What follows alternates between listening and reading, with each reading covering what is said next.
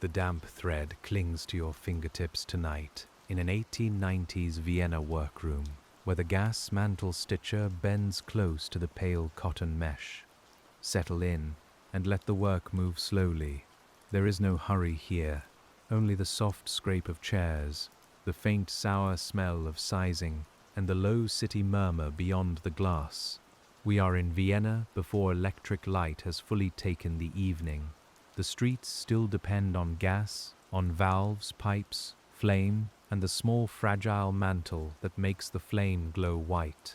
In this room, the 1890s Vienna Gas Mantle Stitcher sits at a plain bench, with a basket of gauze loops beside one elbow and a needle held lightly in one hand. The work looks delicate from a distance. It is not delicate to the eyes. You lean forward because the mesh is fine, finer than ordinary cloth, and each little tube of woven cotton must be shaped, tied, trimmed, and made ready for the strange bath that will change it. The room is cool in the morning, though not fresh. It smells of damp fabric, lamp oil, starch, and the faint metallic tang that seems to settle in corners. You can hear the others before you study them. Needles click against thimbles, scissors close with a dry little kiss. Someone shifts a wooden stool across the floor, and somewhere near the door, a forewoman turns a page in a ledger with fingers roughened by thread and dust. We stay beside you as the day begins, because this work was quiet, repetitive, and grim in the ordinary way that long hours can be grim. The gas mantle itself is a small invention with a large appetite. In the 1880s and 1890s, after Karl Auer von Welsbach improved the incandescent mantle, gaslight became brighter and whiter than the old yellow flame. But before that steady glow could hang in a shop window or over a cafe table, many hands had to prepare the soft cotton skeleton that would later be soaked in mineral salts and burned into a brittle ash. That is where you come in. You do not make a grand machine. You do not stand beside a furnace or haul iron or command anything large. You sit and you stitch and you repeat the motion until the motion seems to sit inside your wrist. The cotton tube lies across your fingers. It is light as breath, yet awkward because it collapses if you grip too hard. The first task is to inspect the knitted or woven sleeve. You hold it up toward the window, where the Vienna morning arrives pale and grey through soot-softened panes. If the mesh is uneven, the mantle may burn badly later. If the seam pulls, it may tear when handled. So you look closely, closer than comfort allows, and your eyes begin their day before the rest of you has fully woken. There is a little comfort in the order of the bench: a spool of thread, a chipped cup for needles, a folded rag, a pair of small scissors darkened near the hinge. We can imagine your hand finding each object without thought, because after weeks or months of this work, the bench becomes a kind of map, and your body learns the route. Outside, carts pass over stone, hooves tap and slide in the street below. Vienna is waking into its layered morning, with bread carried from ovens, coal tipped through cellar doors, and clerks hurrying with collars tight under the chin. But here, in the mantle room, the day has another measure. It is counted in loops, knots, finished bundles, and the soft ache that gathers between the shoulders. You take one cotton sleeve and smooth it. The fabric feels dry in some places and slightly tacky in others, depending on how it was stored. You bring the end together and stitch the form closed, careful not to make a bulky seam. The mantle must hang evenly later, over a gas flame, like a tiny ghost-shaped bag that will glow when the flame heats it. There is something almost tender about the shape. It looks like a small stocking, or a thimble made of lace. Yet everyone in the room knows it is not made for warmth. It is made to vanish. The cotton you handle will be burned away, leaving a fragile mineral shell, and that shell will shine with a white light that seems cleaner than flame should be. The grimness is not loud. It is in the closeness of the air, and the narrowness of the pay, and the fact that fine work often belonged to people expected to endure fine discomfort without complaint. You may be a young woman, or an older girl, or a widow taking any work that can be done by steady hands. The workshop does not need your story to be unusual. It only needs your eyes, your fingers, and your hours. As the morning settles, the forewoman brings another tray, and the quiet rhythm of the 1890s Vienna Gas Mantle Stitcher becomes clearer with each pale little sleeve. You pick up the next piece before the last motion has fully left your hand. That is how repetitive work enters the body. It does not ask you to decide again and again, it asks you to continue. We sit with you in that continuing, while the clock on the wall makes a small wooden sound, and the air near the window grows just a little brighter. The mantle sleeve begins as thread, often cotton, knitted into a narrow tubular web. In some workshops, machines produce the tube, and hands like yours finish what the machine cannot finish neatly enough. The opening must be treated. The top may be gathered or tied. A loop may be fixed so the mantle can be suspended later on its burner frame. Every little fastening matters. Though no passerby will ever know who made it, you thread the needle with practiced patience.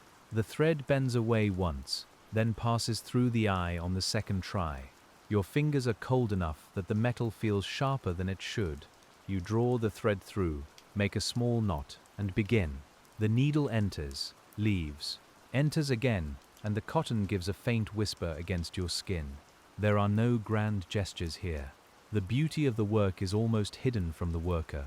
You do not see the finished glow in a ballroom, or in a station hall, or in the doorway of a shop selling polished boots and ribbons. You see the unfinished mesh. You see the flaws. You see how easily a thing meant to illuminate the city can look poor and limp while it is still in your lap.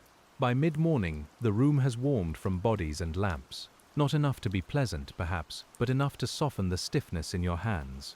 The smell changes too. Damp wool coats near the entrance give off a tired odor.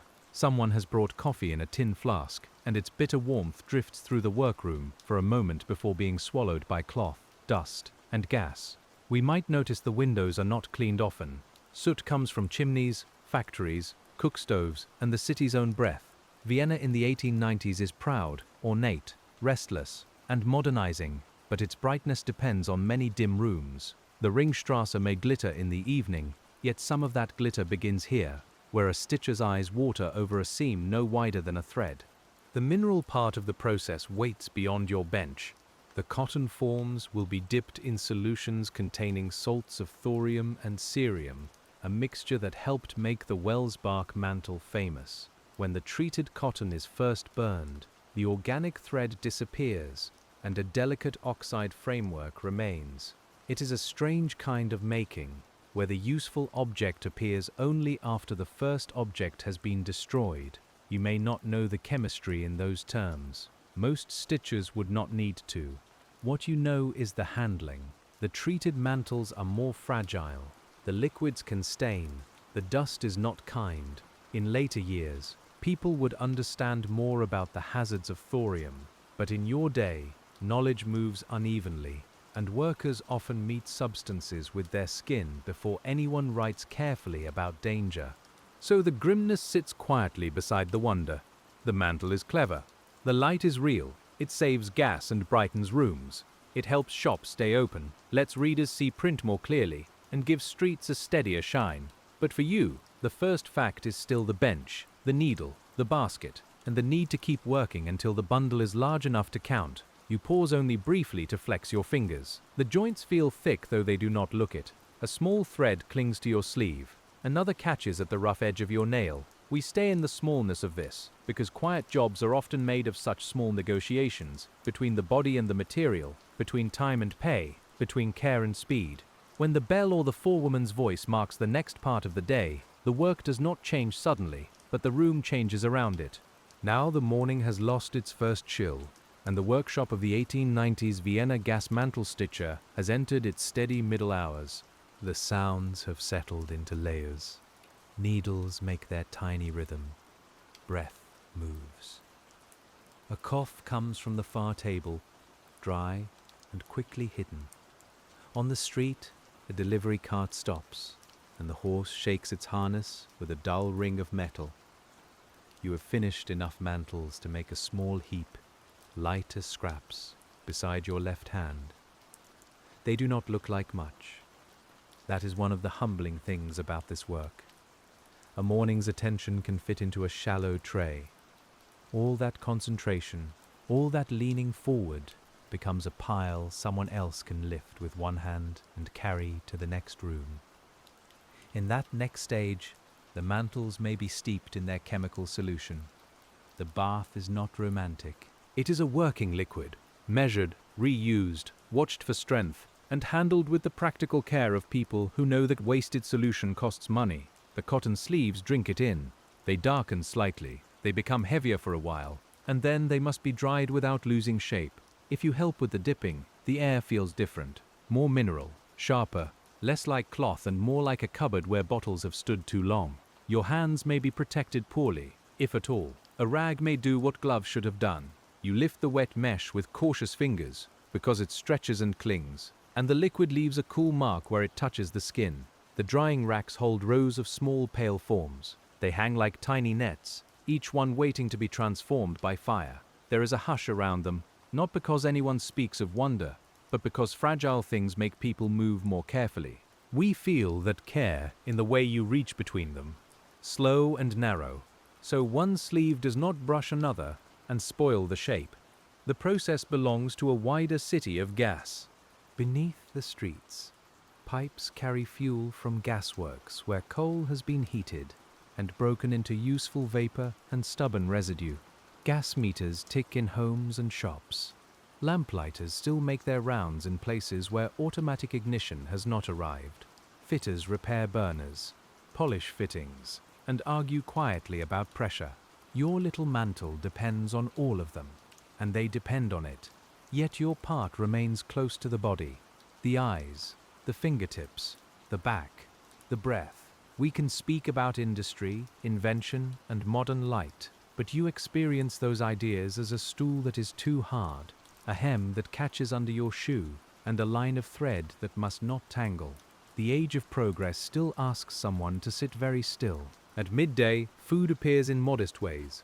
Bread wrapped in cloth, a bit of cheese, perhaps an apple with bruised skin, coffee if there is money for it, or a thin warm drink that gives comfort because it is warm. You eat with hands that smell faintly of work, even after wiping them. The bread tastes of rye, salt, and the room around you. Talk may rise softly during the meal. Someone mentions a rent increase. Someone's brother has found work with the railways.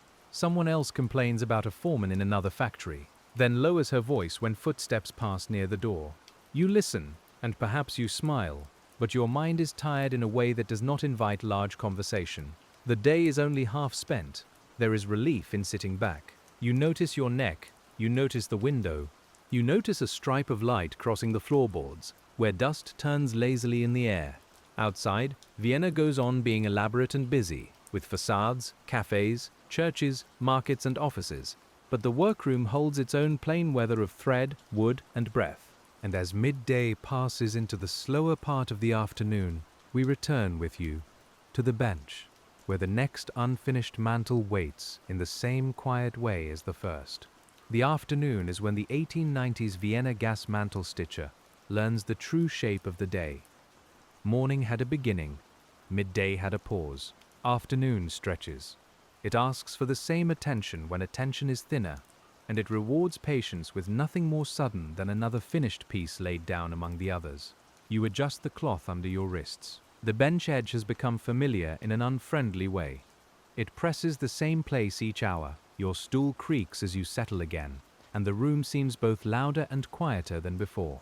Louder because fatigue sharpens small irritations, quieter because everyone has turned inward to survive the remaining work. The needle slips once, not badly, just enough to prick the skin near your thumb. You press the spot with the side of your finger and wait for the sting to fade. A small red bead would be a nuisance near pale cotton, so you are careful.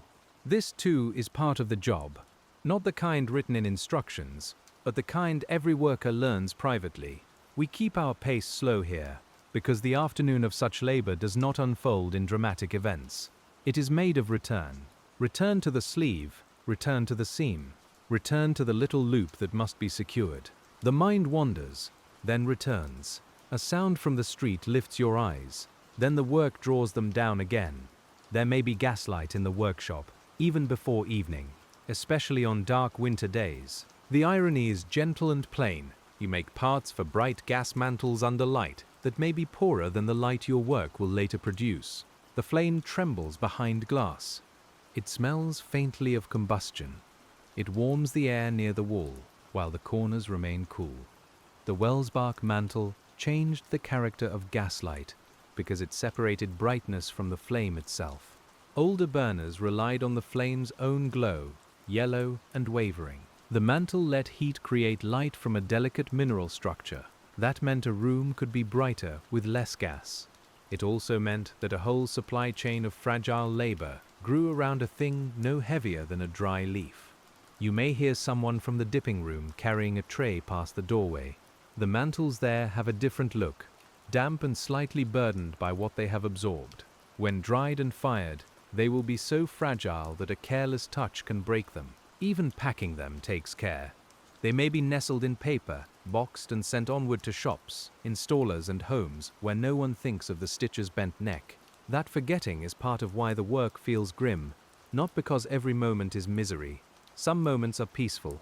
Some workers take pride in a clean seam, a fast hand, a bundle that passes inspection without complaint. But the finished glow belongs publicly to inventors, companies, gas suppliers, and elegant interiors, while the ache belongs privately to the person who sat in the workroom. The afternoon air grows thicker, warm cloth has a smell of its own. So does dust disturbed from the floor. If the weather is wet, coats steam faintly near the entrance. If it is dry, the thread lifts little fibers that catch in the throat. You drink water from a shared vessel or a cup with a chipped rim, and for a moment the coolness is everything. We can imagine your thoughts moving between near and far. Near is the needle. Far is the walk home. Near is the thread pulling through. Far is the price of coal. The shop window you pass. The staircase to a rented room. The sound of someone practicing piano behind a neighbor's door. Work does not erase life. It folds life into itself, stitch by stitch. When the light outside begins to lean toward evening, the workshop does not soften all at once, but the shadows under the benches lengthen, and the day's last tasks begin to gather. Evening comes early in a city of high buildings and winter air, and the 1890s Vienna Gas Mantle Stitcher feels it first in the eyes. The mesh is harder to see. The pale thread turns gray against the cotton. The window gives less help, and the lamps within the room take over with a wavering steadiness that seems to breathe. You blink more often now. Everyone does. There is a small chorus of fatigue in the room, though it is not named. A throat clears. A chair shifts. Scissors are set down a little too firmly, then picked up again. We stay near the bench, watching how the last hours ask for care at the very moment care has become most costly. The forewoman may count the day's output before the end. Finished pieces are gathered, inspected, and sorted. A seam that seemed acceptable at noon may look poor under evening light. A loose thread can mean correction. A misshapen mantle can mean lost time. Payment may depend on quantity, on accepted pieces, on rules written by someone who does not sit with a needle all day. Piecework has its own quiet pressure. The faster hand earns more, but haste breaks the fragile material. The careful hand avoids rejection, but care consumes minutes. You learn to live between those demands, not with heroic resolve, but with a practical sense of what your fingers can manage. The body becomes an accountant of motion. If the workroom handles treated mantles, extra caution enters the evening. Dry mantles can shed fine dust. Fired mantles are brittle beyond ordinary cloth. They are like lace made from ash, holding a shape because chemistry has left it there. You do not crush them. You do not breathe too closely over them if you can help it. Still, the workshop air is shared by everyone. In our time, we look back with knowledge that changes the room. Thorium compounds were radioactive, though the workers of the 1890s would not have understood that word in the way later generations did. Wilhelm Röntgen's X-rays were only discovered in the middle of that decade, and Marie Curie's work on radioactivity was still unfolding. The danger had not yet acquired a clear public language, but lack of language does not make a substance harmless. It only makes harm harder to notice. The grimness, again, is quiet. A powder on the fingers, a cough dismissed as weather, a stain on the apron, a headache blamed on bad air. We do not need to sharpen these things into alarm. It is enough to sit with the plain fact that many workers met modern materials before modern caution arrived. The city outside is beginning to enjoy the very brightness the mantles promised. Shop windows glow. Cafes shine warmly against cold streets. Men read newspapers under clearer lamps. Women examine cloth and ribbons in evening displays. The new light flatters polished wood and glass. It makes faces visible across tables. It makes the modern city feel awake after dusk. And you who helped make that light possible may leave the workroom under it. That is one of the strange turns of industrial life. Your labor travels ahead of you and becomes part of the world you walk through. You pass a lit window, and perhaps do not think that brightness has passed through hands like mine. Or perhaps you do, only briefly, before the cold takes your attention. Before leaving, tools are put away, needles are counted, thread is covered or boxed, scrap is gathered from the floor and bench. The small order of the morning is restored, though the people restoring it are not the same as they were at dawn. Their shoulders are lower, their eyes are drier, their hands move more slowly, but still with skill. As the last trays are carried off, we follow you toward the door, where the workroom smell gives way to stairwell dust, damp stone, and the colder breath of Vienna evening. The stairwell outside the workshop is narrow, and for the 1890s Vienna Gas Mantle Stitcher, the first steps downward can feel both relieving and heavy. The day has ended, but the body keeps repeating it. Your fingers still remember the needle. Your eyes still search for flaws. Even empty-handed, you carry the small motions with you. The walls hold the chill. Someone ahead of you has a cough that echoes once and disappears. At the bottom, the door opens to the street, and the evening air comes in with the smell of coal smoke, wet leather, horses, and bread from a bakery not yet closed. The cold touches your cheeks as if reminding you that there is a larger world than the bench. Vienna in the 1890s is full of contrasts, though you do not need to name them grandly. You can feel them underfoot. Fine buildings and cramped rooms, music in bright halls and tired workers on back stairs, new inventions and old poverty, gaslight glowing across stone, while those who helped prepare its brightness hurry home with sore hands tucked into sleeves. We walk with you for a little while. The pavements are uneven. Cartwheels leave dark tracks. A tram bell sounds somewhere down the road, not harshly, just enough to rise above the ordinary noise. The lamps give the street a soft white cast where mantles have been installed, clearer than old flame, though still not the bluish steadiness that electric light will later bring. You may pass a shop selling household fittings. In the window, a burner is displayed with a mantle glowing over it, the flame hidden inside brightness. The light looks almost miraculous if you forget the workshop, but you do not quite forget. You know the mantle began as limp mesh and careful stitches. You know it had to be soaked, dried, burned, boxed, carried, sold, and fitted before it could shine. There is a kind of dignity in knowing the hidden path of a common object. It does not make the pay higher. It does not soften the stool or clean the air, but it gives the world more layers. Where others see only light, you see work. Where others see a fixture, you see thread. Where others enjoy the evening, you feel the day still resting in your wrists. At home, the room may be small, a stove, if there is fuel, a basin, a bed or shared bedding, a table with scratches that catch crumbs. You remove your outer things and notice the smell of the workshop still clinging to your sleeves. Thread dust has traveled with you. So has the faint odor of mineral solution, if you handled treated mantles that day. Supper is plain, and plainness can be soothing when hunger is honest. Soup, bread, potatoes, cabbage, whatever the household can manage. The spoon warms your hand. Steam touches your face. Conversation, if there is any, comes in low pieces. No one needs to explain what tired means. It sits at the table with everyone. We stay gentle with this part, because rest after hard, small work is not a grand reward. It is a necessary return. You wash your hands, though the skin near the nails keeps a shadow of the day.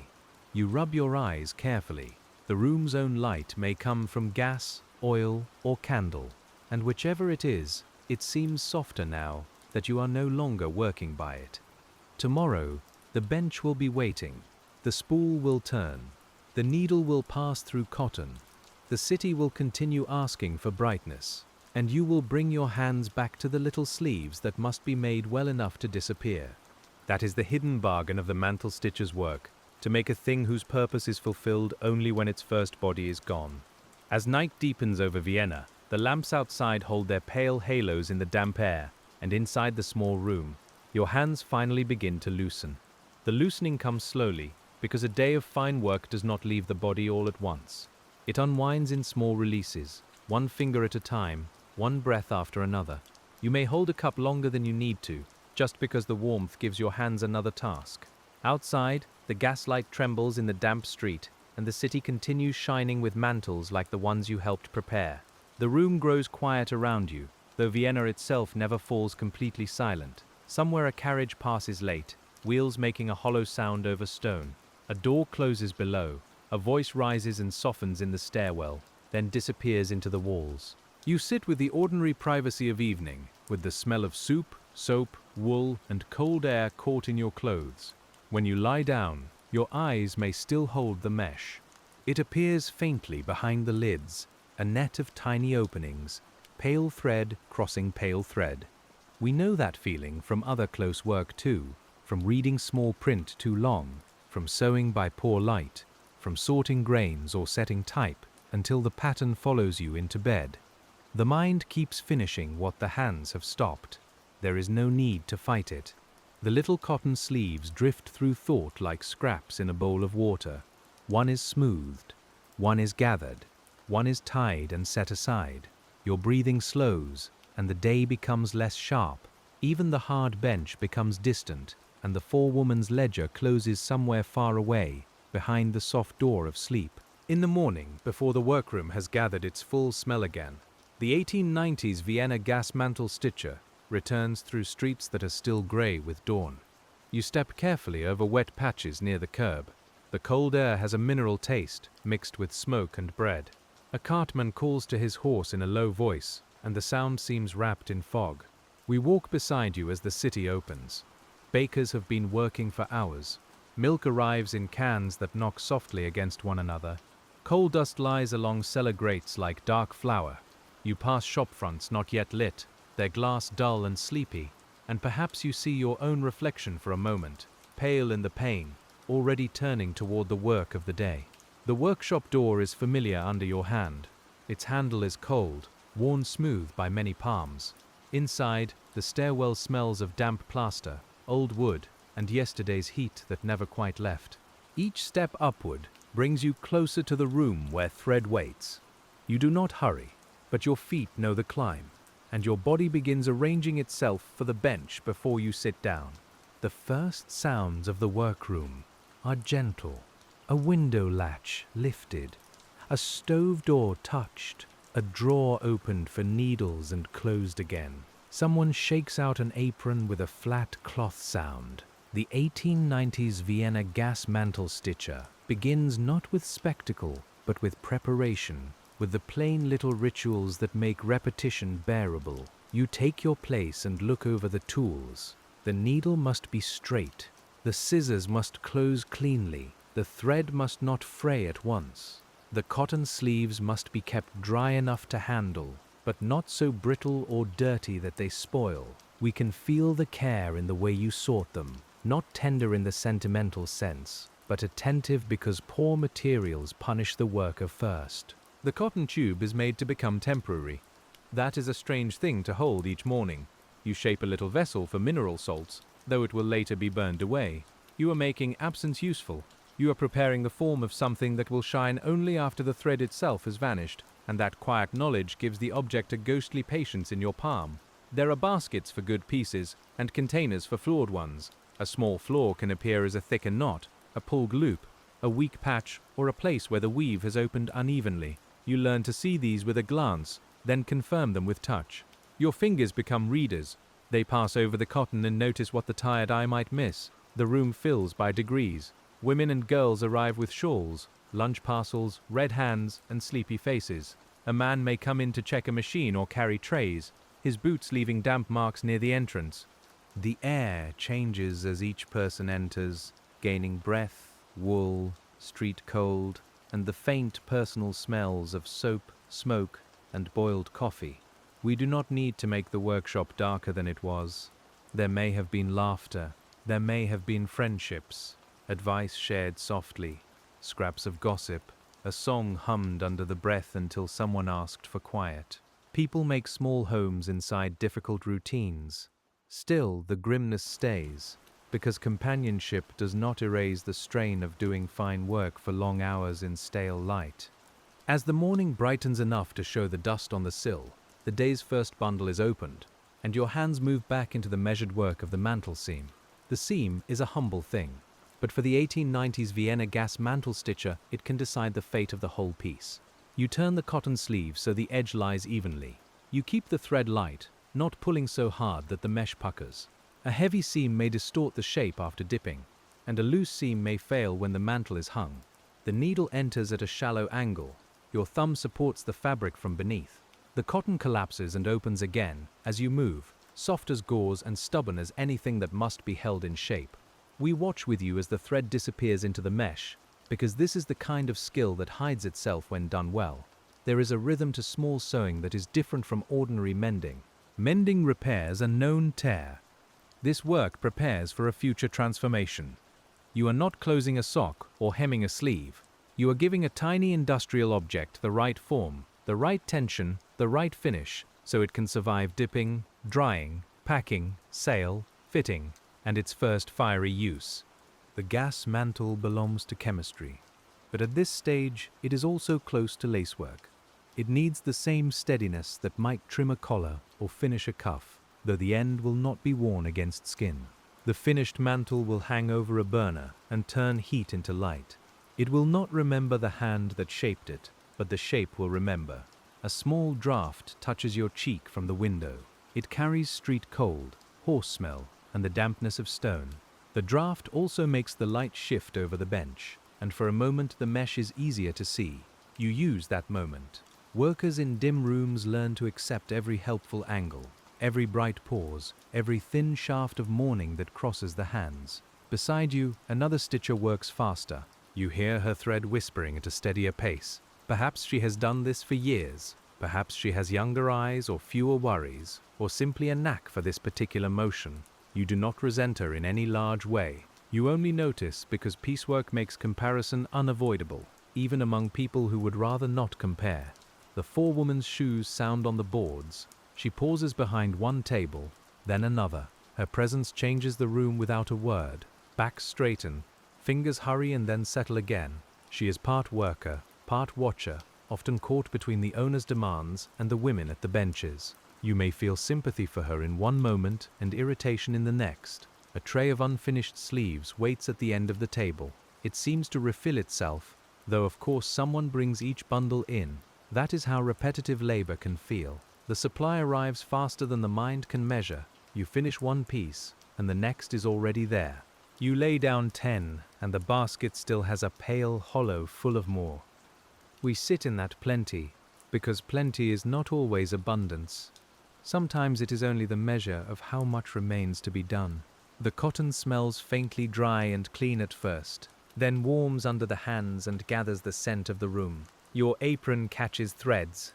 Your lap becomes lightly powdered with lint, as if the fabric is leaving a small weather over you.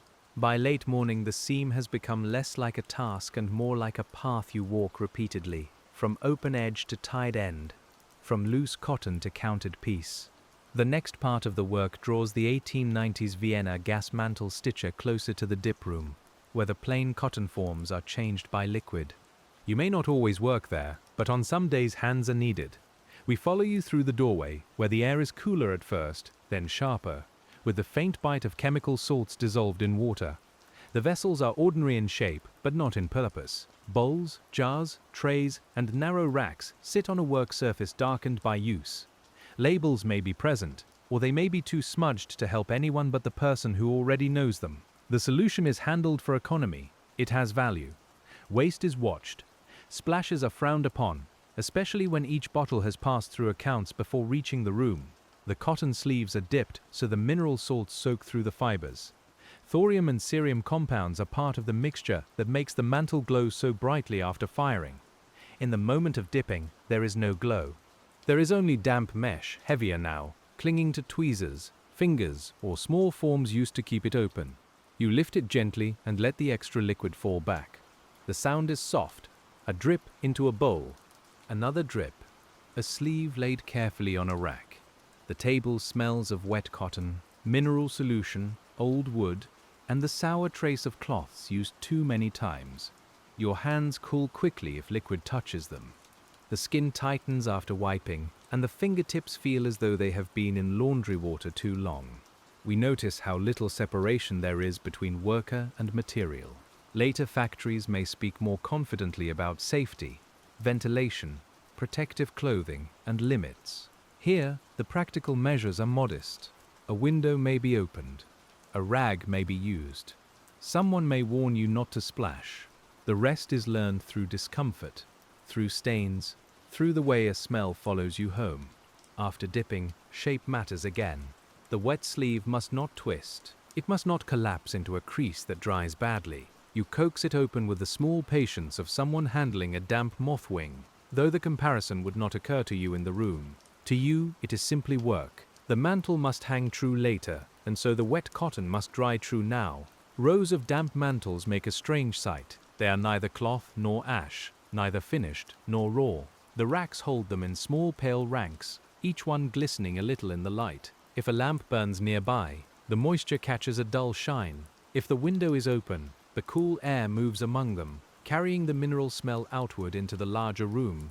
The dip room may have its own quiet hierarchy. One worker mixes, another dips, another arranges and carries. You learn who is careful, who is quick, who leaves drips on the floor, who can be trusted with the most fragile pieces. We can feel the social map under the work, the way each person's habits become known by the sounds and traces they leave. A mistake here is different from a poor stitch. It can spoil a batch. Too much solution, too little, uneven soaking, a collapsed form, a rack jarred by an elbow. Each small fault can travel forward into failure. Yet the work is still paid and paced as ordinary factory work. The hands must be precise without being slow. The body must be cautious without appearing hesitant. When you return to the stitching bench, the smell of the dip room comes with you. It lingers in your sleeve and in the little cracks of the skin. The cotton waiting at your place seems almost innocent, by contrast, dry and pale in its basket. You sit down carefully, as if the bench is both familiar and newly hard, and you bring your eyes back to the mesh. The work has become a cycle now. Cotton to seam, seam to dip, dip to rack, rack to drying, and onward toward the firing that will turn soft thread into brittle light. The firing of a mantle is brief compared with the hours before it, but the 1890s Vienna Gas Mantle Stitcher understands that her earlier care leads to this fragile moment. You may not always be the one to fire them. Often that part belongs to another worker, another room, another small procedure in the chain. Still, the idea of it sits inside every stitch. The treated cotton, once dry, is exposed to flame. The first burning drives away the cotton body. What remains is not cloth, though it keeps the memory of cloth. It is a delicate network of mineral oxides, mostly shaped by the vanished thread. The material becomes so light and breakable that a breath too close, a careless finger, or a sudden knock can ruin it. If you see the firing, you remember it. The flame catches the treated mesh with a small flare, then a glow, then a change in color and texture. The cotton blackens, shrinks, and gives up its former self. There may be a faint smell of burning fiber, sharp for a moment, then gone into the workshop air. What remains looks impossible, like ash persuaded to keep a shape. The worker handling it afterward must move in another tempo. The mantle can no longer be pinched or folded. It may be supported on a holder or kept in a tiny frame. It has become an object of utility and caution. We can see why factories developed ways of packing them carefully, because brightness depended on a thing that could crumble before it ever reached a lamp. You might watch from the doorway and feel both pride and distance. There is the shape you stitched, or one like it, surviving in its new form. It is not beautiful in the way jewelry is beautiful. It is beautiful like frost, like a spiderweb in light, like something too thin to trust and yet trusted by a city. Then it is placed aside, and the next one is prepared. The room where firing happens is warmer. The air carries the smell of flame, singed cotton, metal fixtures and dust made strange by heat. Your cheeks feel the temperature shift when you enter. The light flickers over bowls and racks. Someone's sleeve is rolled carefully away from the flame. Nobody wants an accident, but everyone must work near the little heat that finishes the transformation. In the evenings across Vienna, a customer may see only the result. A burner fitted with a mantle gives a steady white light when gas heats the delicate shell. The flame itself is less visible than the glow it creates. To a shopkeeper, the advantage is plain: better light for goods, less gas wasted, a modern look. To a household, it means clearer reading, finer sewing, and a table that seems less shadowed. For you, the advantage is more complicated. The success of the mantle means more orders. More orders mean more work. More work means wages, perhaps, but also longer rows of cotton sleeves, more chemical smell, more eye strain, and more evenings when your hands twitch in sleep. Progress does not arrive at every door in the same shape. Sometimes it enters one room as brightness, and another as fatigue. We should not imagine you as only a victim of the work. That would make you smaller than you are. You have judgment, habits, preferences, and private thoughts. You know which thread behaves well. You know which batch of cotton feels uneven before anyone else notices. You know when a rack has been left too close to a draft. Skill is present, even when the wage does not honor it properly. That is one of the quiet injustices of such work. Fine skill can be treated as natural patience, especially when done by women. Employers may speak as though nimble fingers are simply given, not trained through soreness, attention, repetition, and error. But we sitting beside you can see the truth plainly. Your hands are not merely small enough for the task. They have learned. As another batch cools and the fired mantles wait to be packed, the day turns toward the part of the process where fragility must be protected from the very world it is meant to brighten. Packing is a careful trade of pressure and space, and the 1890s Vienna Gas Mantle Stitcher may help prepare the finished pieces for their journey outward. The packing table smells different from the bench. It holds paper, paste, thin cardboard, labels, and perhaps straw or soft separators, depending on the design and destination. The air is drier here, full of paper dust and quiet concentration. You pick up the packing material before you pick up the mantle itself. That is the first rule your hands understand. Make the place ready, then move the fragile thing once. Every extra movement is a chance for breakage. The paper crackles under your fingers. A small box waits open. Its corners are not elegant, but they are square enough to protect what no hand can repair if crushed. A finished mantle has a strange authority over the room. It is so weak that everyone must obey it. You cannot rush it into a box. You cannot toss it aside. You cannot stack it carelessly. The object commands gentleness through its own breakability, and for a moment the pace of the workshop bends around this delicate white shape. The labels may carry the company name, claims about brightness, economy, or quality, and perhaps some reference to the improved incandescent gas mantle that has begun to change urban lighting. You see the printed words often enough that they become part of the furniture of thought.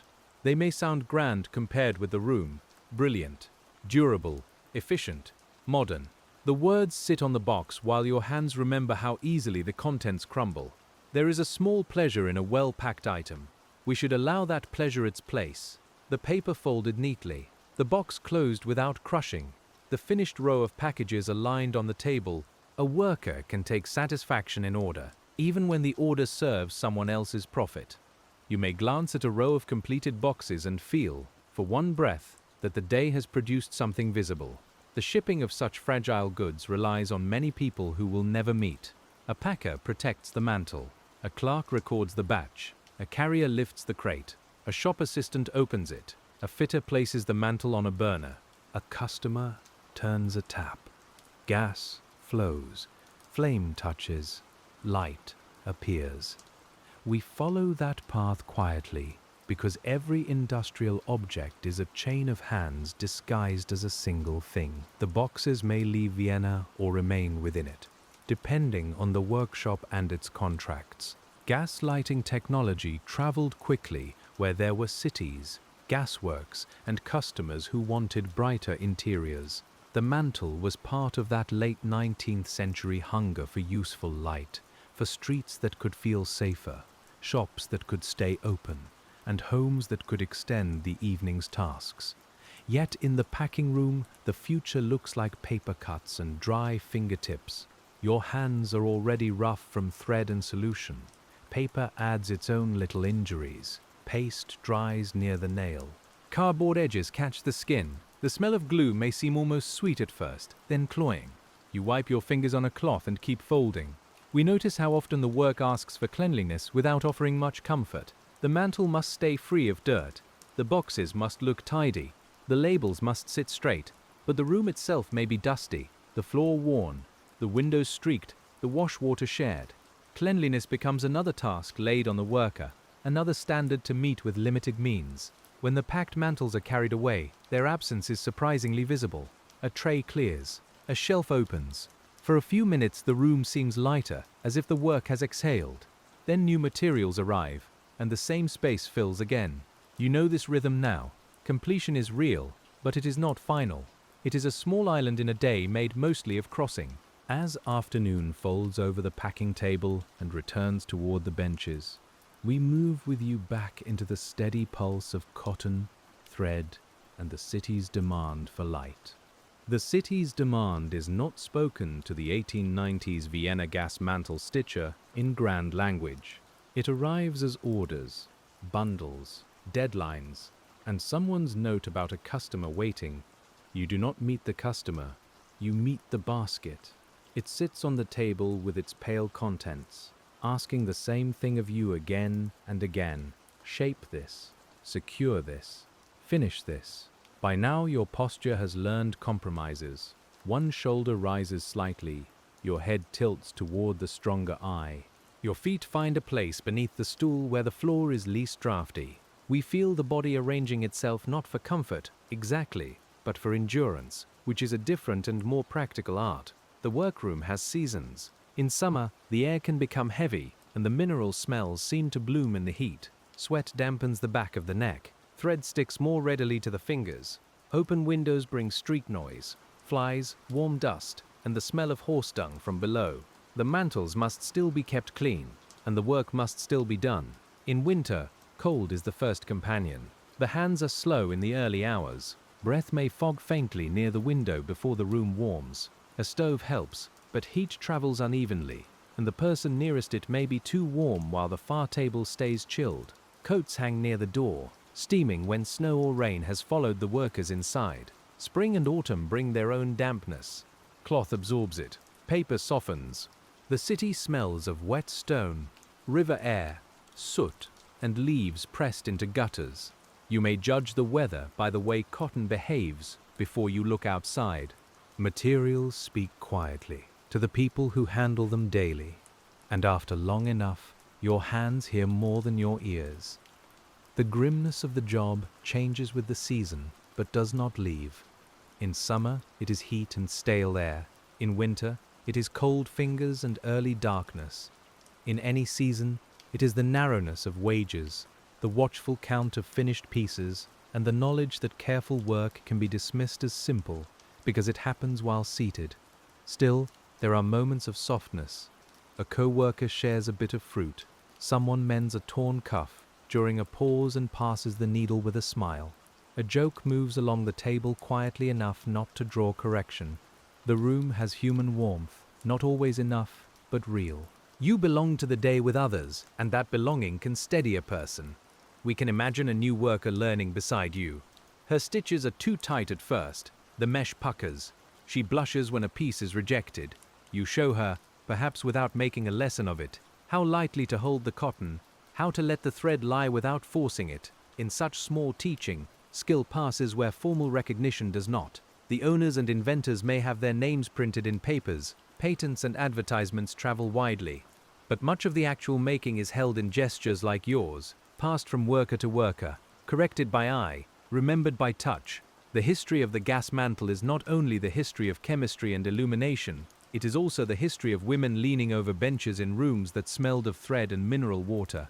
When the winter light begins to fail, even before the day has properly ended, the lamps inside are lit earlier, and the work takes on the peculiar quiet of labor performed under the thing it helps create. Under gaslight, the 1890s Vienna Gas Mantle Stitcher sees the work differently. Shadows sharpen beneath the fingers. The cotton becomes bright in some places and dull in others. The flame makes a tiny sound, not loud, but present, a soft pressure in the room. Heat gathers near the lamp, while drafts continue to move along the floor. If the lamp has a mantle, you may glance at it with a private recognition. The glow is steady, almost white, enclosed in its glass. Inside that light is the whole chain of the work, made invisible by success. No one looking at a bright room thinks first of soaked cotton and stiff backs. That is the nature of many useful things. They hide their own making. The lamp glass may need cleaning. Soot, dust, and handling leave traces that dim the brightness. Someone takes care not to jar the mantle inside. A broken mantle means replacement. A replacement means another little object from a workshop like yours. Even breakage has a route back to labor. The city consumes fragility and asks for more. You return your gaze to the bench. The thread has tangled. Not badly, but enough to require patience. You stop, loosen the knot with the needle tip, breathe through the irritation, and continue. We stay with that breath, because it is one of the small places where a day can turn sharp or remain bearable. You choose, or try to choose, the quieter path. There may be songs in your memory, not sung aloud now perhaps, but present. A melody from church, a tune heard in the street, a lullaby from childhood. The mind brings such things to repetitive work because rhythm invites rhythm. Needle and thread become a kind of unvoiced accompaniment, and for a few minutes the afternoon loses its edges. Then the forewoman calls for counts. Finished pieces are sorted. The table becomes more alert. You gather your work, keeping flawed pieces separate. The rejected ones carry a small sting, even if the flaw was in the material before it reached you. Rejection means time without full value. It means emotion that did not become pay. You learn not to dwell, but the body knows. Piece rates can make every minute visible. A pause is not merely a pause. It is a missing fraction of earnings. A mistake is not merely a mistake. It is lost thread, lost time, and sometimes a reprimand. Yet the human body cannot be a perfect machine. It needs water, warmth, rest, blinking, shifting, breathing, and thought. The mismatch between body and rate is one of the quiet cruelties of the room. We keep the tone gentle, but we do not soften the facts into prettiness. The work could be monotonous, poorly paid, and harmful. It could also be skilled, social, and woven into the daily life of a changing city. Both can be true at once. A person can take pride in a clean seam and still wish the day were shorter.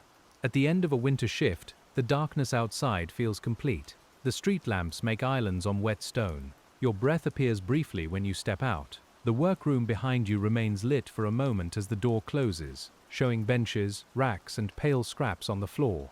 Then the door shuts, and the city takes you back into its cold evening. As the days repeat, the job becomes less like an event and more like weather, surrounding you with its steady demands and its small changing signs. There are weeks when orders rise, and the 1890s Vienna Gas Mantle Stitcher feels the change before anyone explains it. More bundles appear. Pauses shorten. The forewoman's voice tightens. The racks fill quickly, and the packing table stays busy. Perhaps a hotel has ordered new fittings, or a district has adopted improved gas lamps, or a supplier has promised more than the workshop can easily produce. You do not need to know the reason to feel its weight. The table tells you. The baskets tell you. The clock tells you. The room itself seems to lean forward. Everyone works with a little more speed, and the sounds become finer and more continuous. Thread through mesh, scissors, trays, footsteps, ledger pages, the occasional breath of annoyance swallowed before it becomes speech. During such weeks, your world narrows to the next piece. That narrowing can be tiring, but it can also be strangely calming in moments. The mind gives up arguing with the whole day and accepts the nearest motion. Smooth the sleeve, find the edge, take the stitch, check the shape, lay it down, reach again. We breathe with you inside that sequence. The body, however, keeps a more honest account. Your eyes burn earlier, your shoulders harden, the small muscles in your hand begin to tremble when you stop. At home, you may find it difficult to hold a spoon without noticing the day's echo. Sleep comes heavily, or not quickly enough, and when it comes, it carries pale mesh through its first shallow layer. On quieter weeks, the room has more space between sounds. Someone may clean shelves more thoroughly. Old scraps are sorted, tools are repaired, a broken stool is turned over and tightened. The workshop seems to reveal its bones then, the stained floorboards, the marks on the bench, the dusty corners where thread gathers like little drifts of snow. You may prefer busy days for the earnings and quieter days for the breath they allow. Neither is simple. Too little work means worry. Too much work means exhaustion. The worker learns to live between these uncertainties, reading the mood of orders and supervisors as carefully as she reads the cotton mesh. The industry itself is still young enough to change. Improvements in mantle composition, shape, durability, and manufacturing practice arrive unevenly. Companies compete. Advertisements promise better light and lower gas consumption. Chemists refine mixtures, engineers alter burners. But at the bench, change often appears as a new instruction, a different size, a tighter standard, or a material that behaves oddly in the hand. When a new design comes in, you learn it by touch. The sleeve may be longer. The end may be finished differently. The loop may sit in another place. The seam may need to be flatter. We can imagine a murmur moving through the room as workers test the new rhythm, not resisting change loudly, just feeling how it alters the motions that once came easily. Some changes help. A better form may hold its shape. A more regular knitted tube may reduce flaws. A clearer instruction may spare rejected pieces. Other changes simply shift difficulty downward, from design to worker, asking careful hands to make an imperfect idea function. You learn which is which, though your opinion may not be requested. There is wisdom in such hands. Industrial history often remembers machines, patents, factories, and owners, but workers carry another archive. It lives in fingertips, in habits, in the small warnings passed quietly across benches. Do not pull that batch too hard. Keep those near the warm rack. Watch the seam on the narrow size. Let that one dry longer. This knowledge rarely enters the printed record, yet it keeps production alive. As another order moves through the workshop, from cotton sleeves to glowing mantles, we remain with the repeated motions that make the city's evening a little brighter. The city's evening is where the finished work disappears into ordinary life. In a cafe, a gas mantle glows above marble tables, silver spoons, coffee cups, newspapers, and conversations that rise and fall in soft waves. The light pools on varnished wood. It catches steam from a cup. It helps a reader follow small print after dark. No one at the table knows your name, and yet your work is present over them. You may pass such windows on a night when the air is cold enough to make glass shine. Inside, people remove gloves, lean toward one another, and gesture with hands that are not sore from stitching mantles. We do not look at them with bitterness. They are simply living their own evening. But we notice the distance between the bright interior and the workroom where brightness began. In a shop, the mantle makes fabric appear truer in color. A customer examines wool, ribbon, or lace beneath the clear glow. The shopkeeper appreciates the clean light because goods look better when shadows retreat. In a home, a child reads at a table while someone sews beside him. In an office, accounts continue after dusk.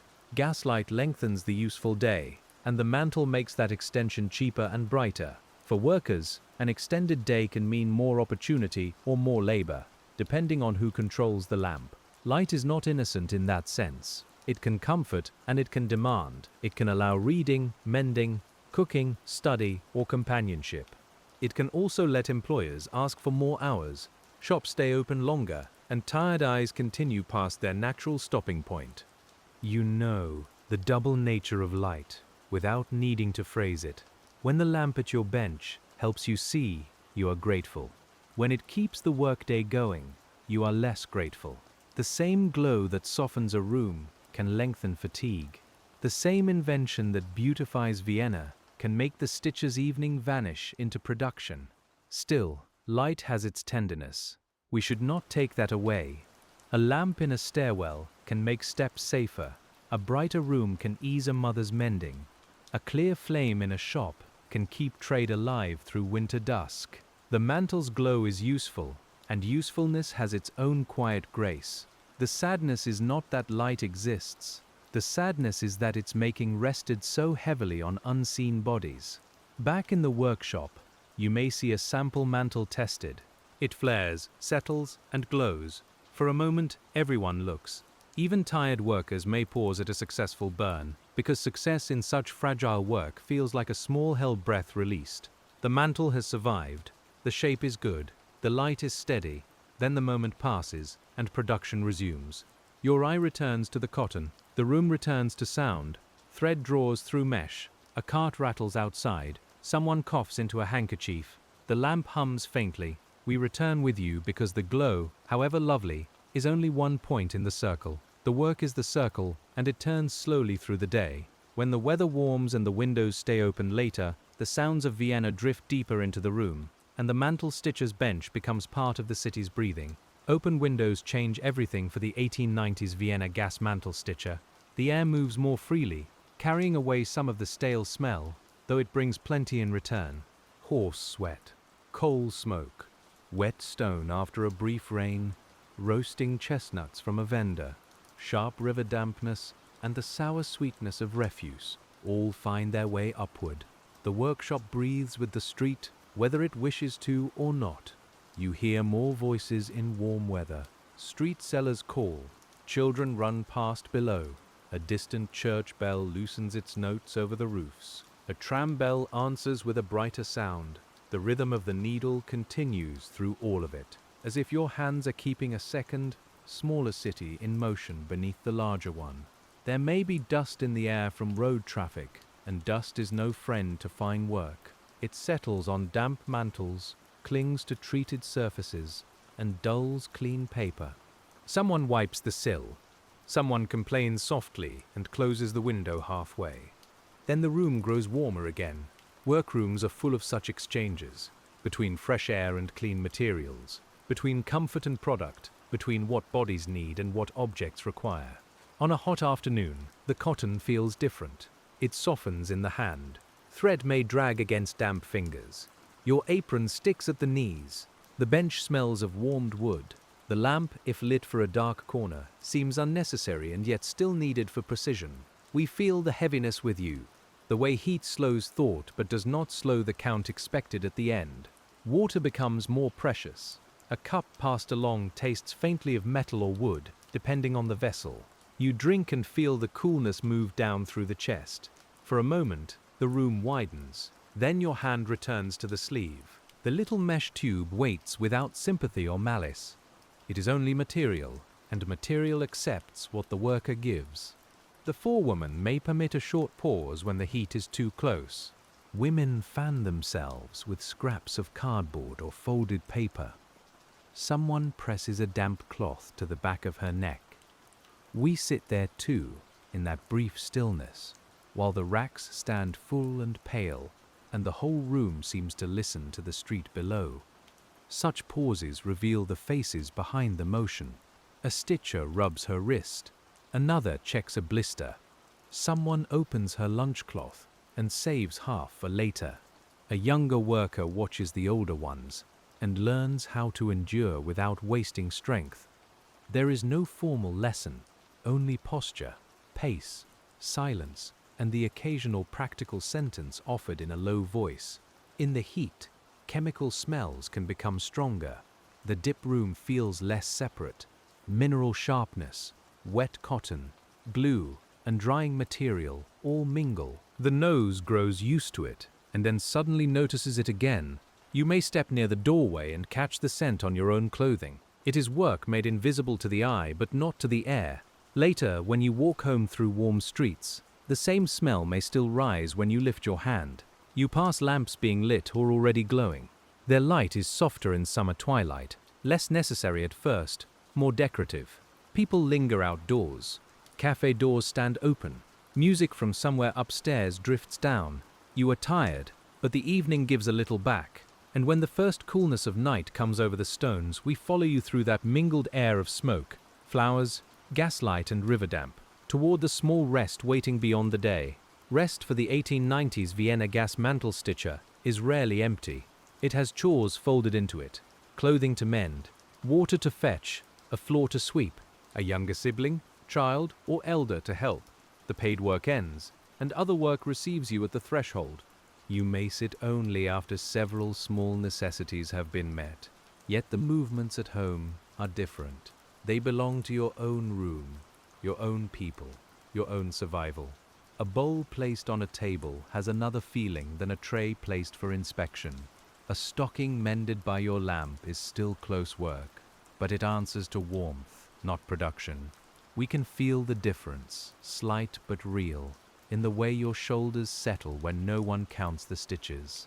The lamp at home may not be as bright as the ones in fine establishments. Perhaps it is an older gas flame, an oil lamp, or a candle used carefully. Light costs money, fuel costs money. Even those who make brightness may live frugally with it.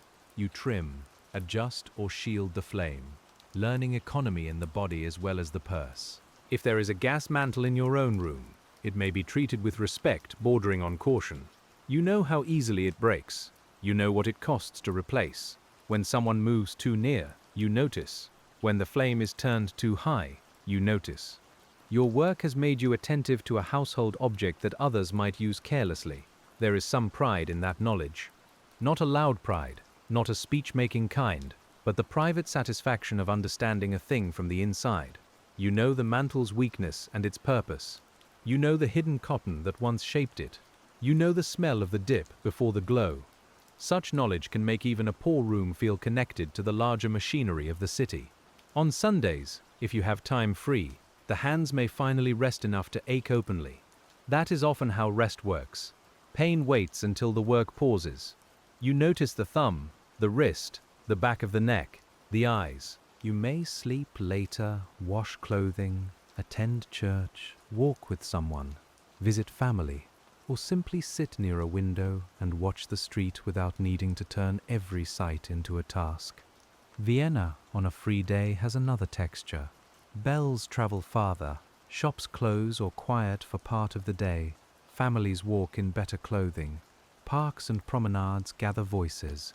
You may see elegant hats, polished shoes, uniforms, prams, and newspaper sellers. The city displays itself, and you move through it as both worker and resident, tired and observant. A shop window may show mantles in boxes, arranged neatly beside burners and fittings. The printed label looks clean, confident, and almost weightless. You might pause, only briefly. The object has traveled far from the bench in appearance, though not in truth. It sits there as a promise of modern light, while your fingers remember the limp cotton before promise was added. We do not make the pause dramatic. You have errands, you move on, but the image remains, perhaps, a small box in a window, a finished form of yesterday's labor. The city is full of these hidden correspondences. Bread carries the baker's heat, cloth carries the weaver's rhythm, gaslight carries the stitcher's eyes. By the time evening returns, and the first lamps brighten in the streets, the coming workday begins to gather at the edge of thought, quiet and unavoidable. The next morning does not ask whether you are ready. It arrives with grey light, cold water, the tying of laces, the fastening of buttons, and the familiar walk toward the workshop. For the 1890s Vienna Gas Mantle Stitcher, routine is both burden and support. It tires you, but it also tells you what comes next. There is comfort in not deciding everything. You enter the workroom and find the bench as you left it, or nearly so. A new spool, a basket shifted, a scrap still caught in a crack of the wood. The room has slept poorly, like a place full of yesterday's air. Windows are opened, stools are moved. The first cough sounds. Someone laughs softly at something said near the door, and the day begins to assemble itself. We sit with you again because repetition is the truth of the job. A single description cannot hold it. The grimness lies partly in having to return. and the peace, when it comes, lies in knowing how to return. You smooth the apron over your knees. You touch the scissors to make sure they are there. You pick up the first sleeve and let the old rhythm find you. The cotton is pale against your work-worn fingers. The needle is cool. The thread draws through, and the seam begins. Outside, Vienna lifts its shutters, opens its shops, and prepares once more for an evening of clear gaslight. Inside, the stitchers bend over the small beginnings of that brightness, while the morning settles into the boards, the baskets, the racks, and the breath of the room. A little later, a delivery arrives with more knitted tubing, and the bundle is set down with a soft, discouraging fullness. You look at it, then look away. There is no use counting too far ahead. The hand can only make the next good stitch. We stay near that simple truth, not because it solves the hardship, but because it is how many workers move through days that were larger than their strength. The thread catches once, then frees itself. The mesh opens under your thumb. The seam lies flatter this time, almost pleasingly flat. You set the finished piece down with the others, and the pile grows by one. The clock continues. The city waits for light. And your hands, with all their quiet knowledge, reach for the next pale sleeve. The next pale sleeve feels no different from the last, and that sameness is part of the lesson. You smooth it over your finger, find the edge, and let the needle settle into its small path. The cotton does not know the hour. It does not know whether you slept well, or whether the morning bread was stale, or whether the rent is due soon. It only yields, catches, stretches, and waits. In the workroom of the 1890s Vienna Gas Mantle Stitcher, time is divided less by clocks than by bundles.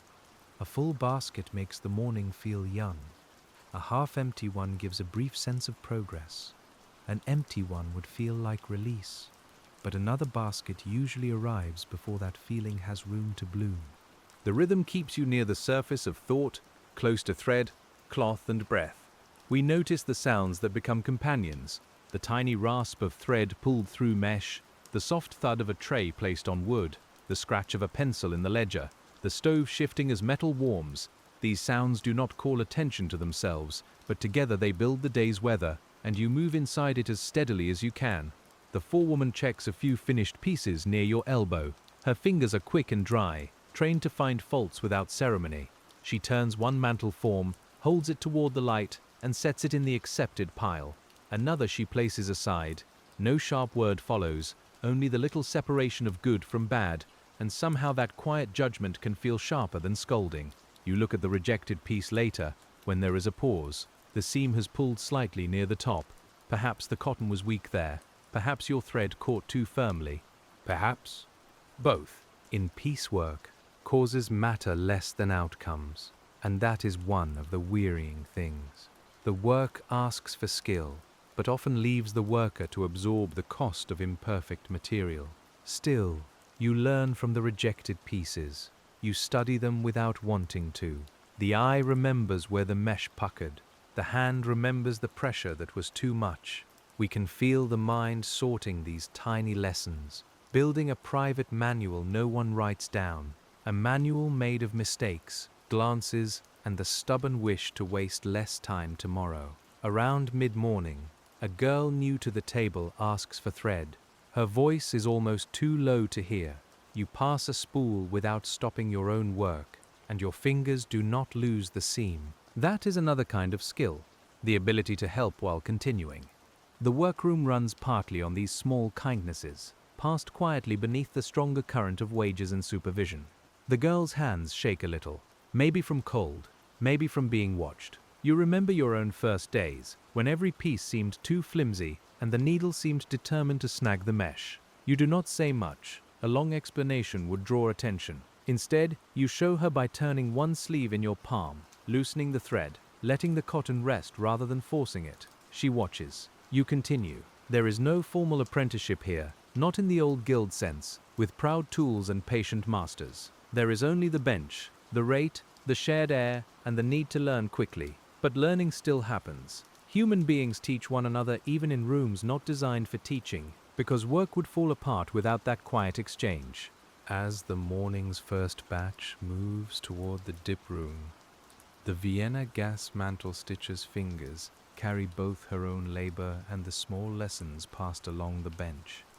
In the dip room, the day becomes cooler and sharper again. The prepared cotton sleeves are gathered and brought in carefully, their seams hidden in the pale softness of the mesh. You stand near the table where the solution waits, and the smell rises at once.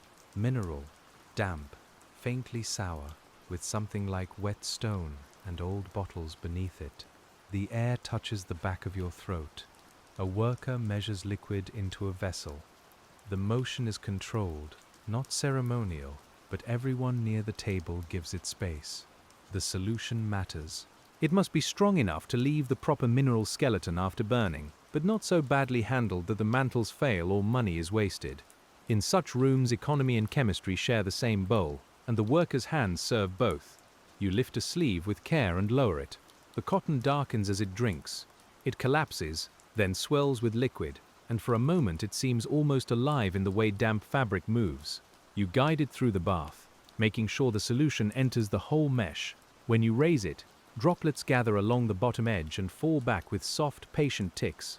The wet mantle form is heavier than it looks, not heavy in the way a tool is heavy, but changed, burdened, newly delicate. You lay it onto the drying form or rack, coaxing the shape open. The damp cotton clings to itself. Your fingertips separated. The coolness passes through your skin. If the sleeve twists now, it may dry with that mistake folded into its future. Rows begin to gather. Pale, damp forms hang in an order that is almost soothing to look at. Each one a small answer to the last hour's stitching. Light from the window catches beads of moisture. The table underneath is stained in rings and streaks. A cloth lies crumpled nearby, stiff in places where old solution has dried. Nothing here is ornamental, and yet the arrangement has its own quiet pattern. We think about the people who supplied the materials, cotton grown far away, spun and knitted by other workers, minerals mined, processed, bought, transported, dissolved, glass for lamps, brass for burners, coal for gas, paper for boxes. The little mantle gathers a wide world into its frail body, though to you it arrives as a limp sleeve and leaves as another counted piece. The grimness can hide inside that wideness. When work is divided so finely, no one person sees the whole burden. The stitcher sees the seam, the dipper sees the solution, the packer sees the box, the customer sees the glow. We stay with you in the middle of that chain, where the body touches the material most closely, and the reward remains smallest. A drip runs along your finger before you can wipe it away. It feels cold first, then slightly drying. You reach for the rag, press it against the skin, and continue. No one stops the room for such things. Small exposures belong to the day. Small discomforts are treated like weather, and weather, as every worker knows, is not usually entered in the ledger. By the time the racks are full, the dip room smells stronger, and the open window does only part of the work of carrying it away. The racks must be moved with care, and the 1890s Vienna Gas Mantle Stitcher knows that wet fragility has its own weight. You take one side, while another worker takes the other. The wooden frame creaks. The damp mantles tremble slightly, each pale loop shifting on its support. You walk slowly, eyes down, feeling the floorboards through the soles of your shoes. The drying area is warmer, though not evenly warm. Near the stove or heated pipes, air rises and carries moisture upward. Near the window, dampness lingers. The best place is not always available, so workers judge and rearrange as space allows. A mantle dried too poorly may fail later. A mantle dried too quickly may become uneven. You learn these balances by watching batches succeed or disappoint. The smell here is mixed with heat, wet cotton, mineral salts, warm wood, old dust, and a faint trace of burning from a nearby lamp or stove. It is not a smell that would be sold in a bottle. It is the smell of a process, plain and tired and useful. You breathe it because it is there, because the work is there, because the day requires both. As the racks stand, you return to drier work. The transition from dipping to stitching makes your fingertips feel strange. The dry cotton seems almost dusty after the wet sleeves. Thread catches on skin that the solution has tightened. You rub your thumb against your forefinger once, quietly, then pick up the needle again. There is never only one task waiting. The workshop can make the body feel divided. Your eyes are asked for one kind of attention, your fingers for another, your back for endurance, your lungs for tolerance, your mind for counting, remembering, and staying calm. We sit beside you and see how much labor is hidden inside the word simple. Simple work may still use a whole person. At the far table, someone begins packing yesterday's dried and fired mantles. Paper rustles. Boxes tap lightly as they are assembled. Labels are smoothed by hand. The sound is softer than stitching, but more brittle. It reminds you that the objects you begin will not remain soft. They will pass through flame and become something that cannot be handled casually again. You may wonder, in a passing way, where this batch will go. Perhaps to a hotel lobby with polished floors. Perhaps to a municipal office where clerks work late. Perhaps to a small shop where the owner hopes brighter light will bring more customers. Perhaps to a household where a family gathers around a table after sunset. Your work travels farther than you do. That thought can be comforting or wearying, depending on the hour. In the morning, it may give the task a faint dignity. In the afternoon, it may only remind you that the world is large and your bench is small. Both feelings are honest. A person can feel useful and confined in the same day, sometimes in the same breath. When the dried racks are checked later, the mantles have changed again, and the room turns toward the cautious work of releasing them from one stage into the next. The dried mantle forms are lighter now, though not yet fired into their final fragile state. The 1890s Vienna Gas Mantle Stitcher handles them with an attention learned from both cloth and chemistry. They have stiffened slightly. They keep their shape better than when wet, but they can still crease, tear, or deform. Each one must be lifted as if its weakness were a fact to respect, not a fault to resent. Your fingers find the support and ease the mantle free. The material gives a faint dry sound, somewhere between paper and fabric. A small flake of dried residue clings to the rack. You brush it away carefully. Dust rises and disappears in the light. The air feels full of things too fine to see. And you turn your face slightly without making a show of it. In the firing area, a worker prepares a small flame. The first mantle is set in place. Everyone nearby continues working. But there is always a subtle awareness when flame meets treated cotton. The transformation is quick, and quick things can feel out of place in a slow room. The mesh darkens, catches, glows, shrinks, and settles. The cotton gives itself up, leaving the mineral structure behind. A successful firing is quiet after its first flare. The mantle becomes pale, almost chalky, and so delicate that the eye distrusts it. You can see the ghost of the weave. That is the wonder of the process. Though the workshop has little time to admire wonder. The thread is gone, but its pattern remains. A vanished labor supports the light. We can pause with that image, because it belongs to the stitcher too. Your day is also a pattern that may not be visible later. The customer sees brightness, not your posture. The advertisement praises efficiency, not your sore thumb. Yet the pattern of your labor is inside the object. It is not sentimental to say so. It is simply how the thing was made. The fired mantles must be moved to packing or testing with a caution that changes the entire pace of the table. Workers speak less loudly near them. Sleeves are kept back. A sudden draft is unwelcome. If one breaks, it may collapse into a small useless ruin, so insubstantial that the loss looks smaller than it feels. Hours can become powder in a second. A broken mantle is cleared away gently. The remains may be swept or lifted with paper. The dust is pale and dry. In later times, the nature of that dust would trouble people more openly. But here it is mainly treated as waste, as a nuisance, as part of the job. You keep working because no one in the room has the luxury of turning unease into policy. There may be tests for brightness or form. A mantle placed over a burner glows when gas flame heats it. If the composition and shape are good, the light is steady and white. If the mantle is flawed, the glow may be uneven, weak, or short-lived. Testing turns hidden faults visible. It also turns the stitcher's earlier care into a visible success, though only briefly. The light from a tested mantle can look almost clean in the stained room. It falls on rough tables, worn aprons, and hands with small cuts near the nails. It shows lint, scratches, steam from a cup, and the tired shine in someone's eyes. The light is beautiful, but it does not beautify everything. It reveals what is there.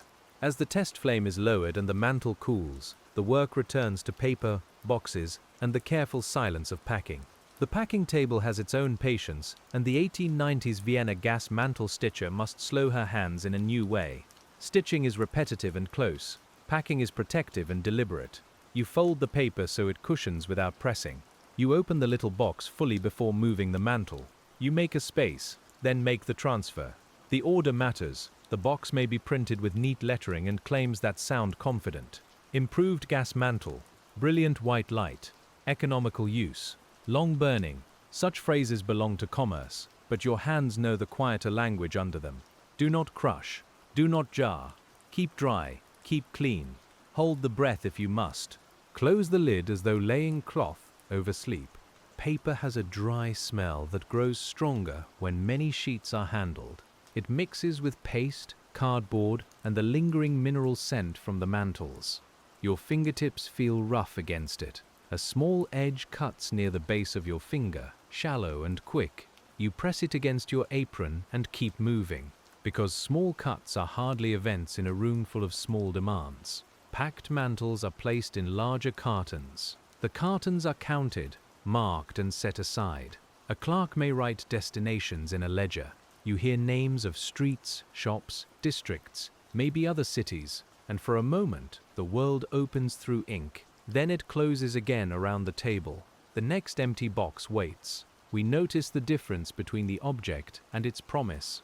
In the box, the mantle is hidden, silent, and breakable. In the advertisement, it is brightness, economy, modern comfort, and progress. The gap between those two forms is filled by labor. It is filled by you and others like you, by hands that make claims possible without appearing in the claim. There is a small ritual in finishing a carton. The lid is set, the label is pressed, the twine is drawn around and knotted. The knot has its own firmness, more decisive than the stitches in the mantle. You pull it tight and feel, for once, something resistant in your hands. Cardboard does not collapse like mesh. Twine does not tremble like ash. The sturdiness feels almost generous. A delivery man may come for the cartons in the afternoon. His coat smells of street air, damp wool, and tobacco. He lifts what seems heavy only because of quantity, not because any single mantle weighs much. The carton leaves the room under his arm. The work becomes inventory, then goods, then light. You watch it go for half a second before the bench pulls you back. If a carton is dropped, there may be sharp words. Fragility travels poorly through a world of carts, cobbles, stairs, and hurried men. Packing tries to negotiate with motion. It cannot fully control it.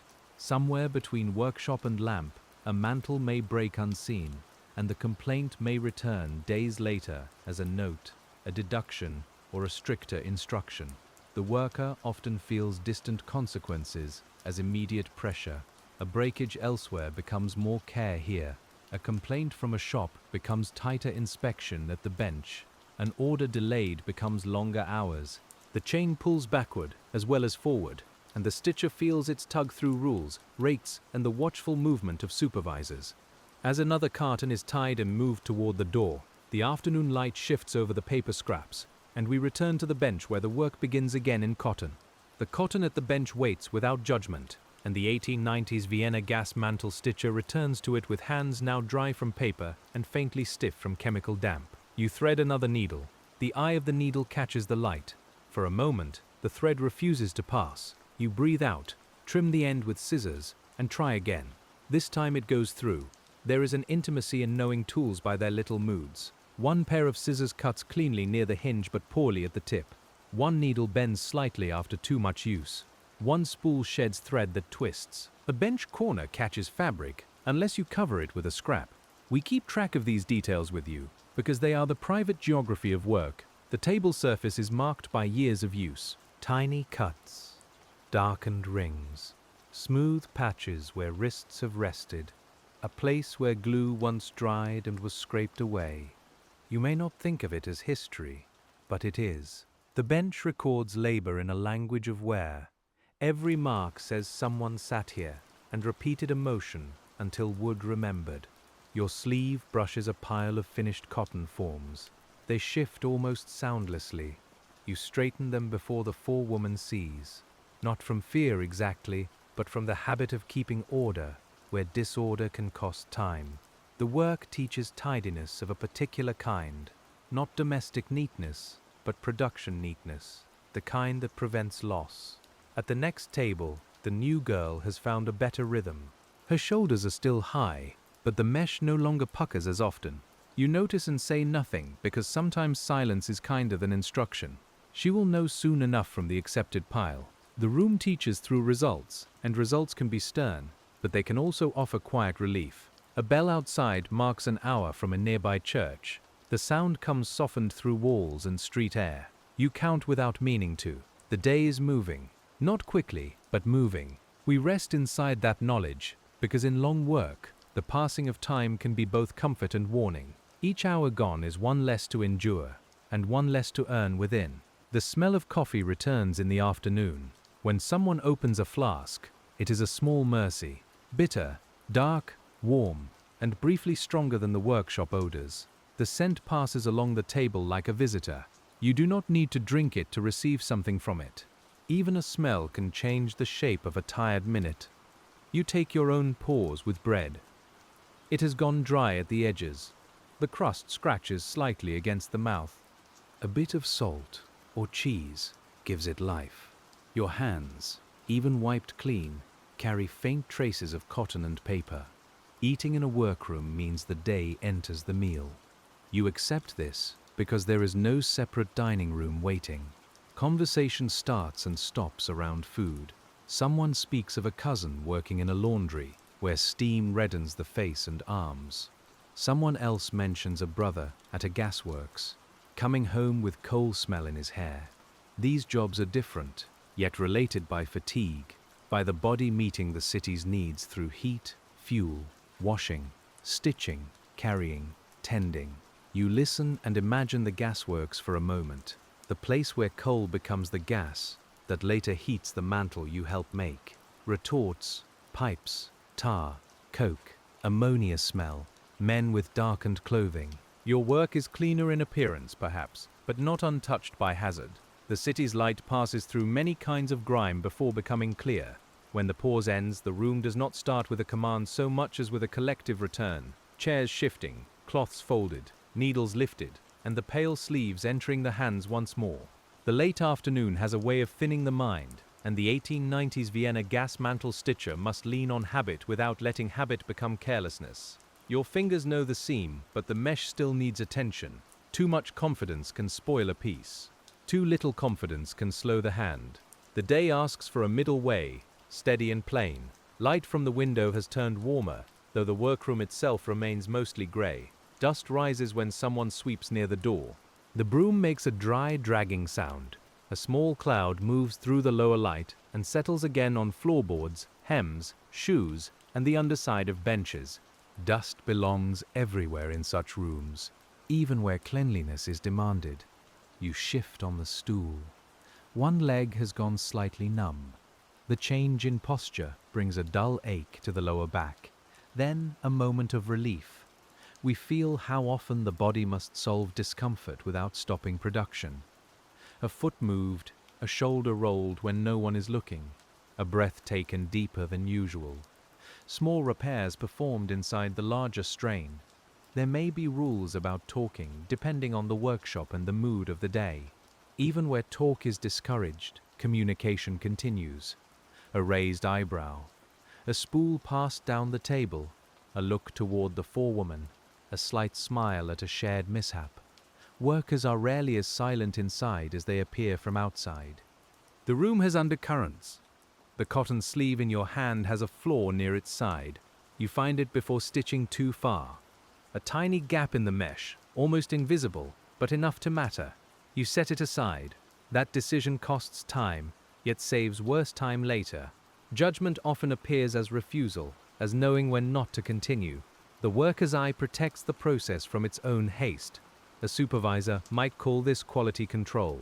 You might call it not wasting your effort on a bad piece. Either way, it is skill.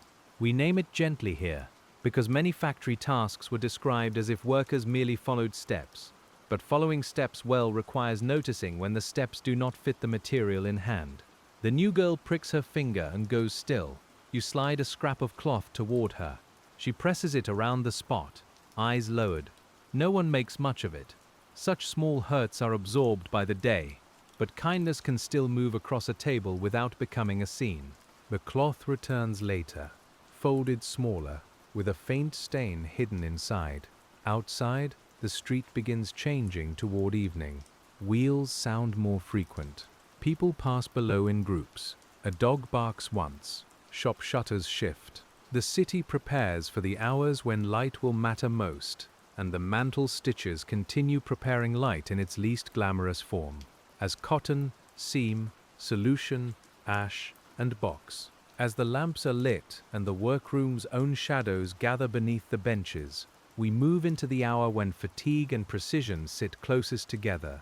This hour is difficult for the 1890s Vienna Gas Mantle Stitcher because the day's count is nearly visible, but not yet finished. You can see what has been done. You can also see what remains. The body wants to slow, while the mind begins measuring the final stretch. Each mantle form becomes both a task and a small promise of the door. The lamps make the cotton bright, but the brightness is not the same as daylight. It has a halo. It leaves some details clear and others strangely uncertain. Your eyes adjust, then complain. You blink, look toward the darker wall, and return to the mesh. The motion is so small that no one else may notice, but it helps. A lamp with a mantle hisses faintly above the table. Its glow falls on the very work that will become more mantles. There is something circular and almost dreamlike in that. Light made from earlier labor enables later labor to make more light. The city modernizes by building loops like this. Practical loops, profitable loops. Loops that pass through human bodies as quietly as gas through pipe.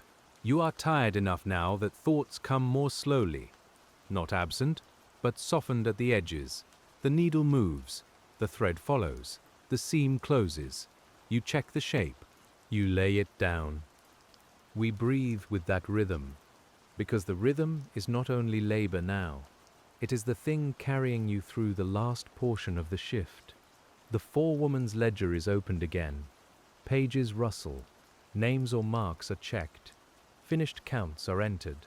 A pencil taps once against the table, perhaps while she calculates. The sound draws attention from several workers at once.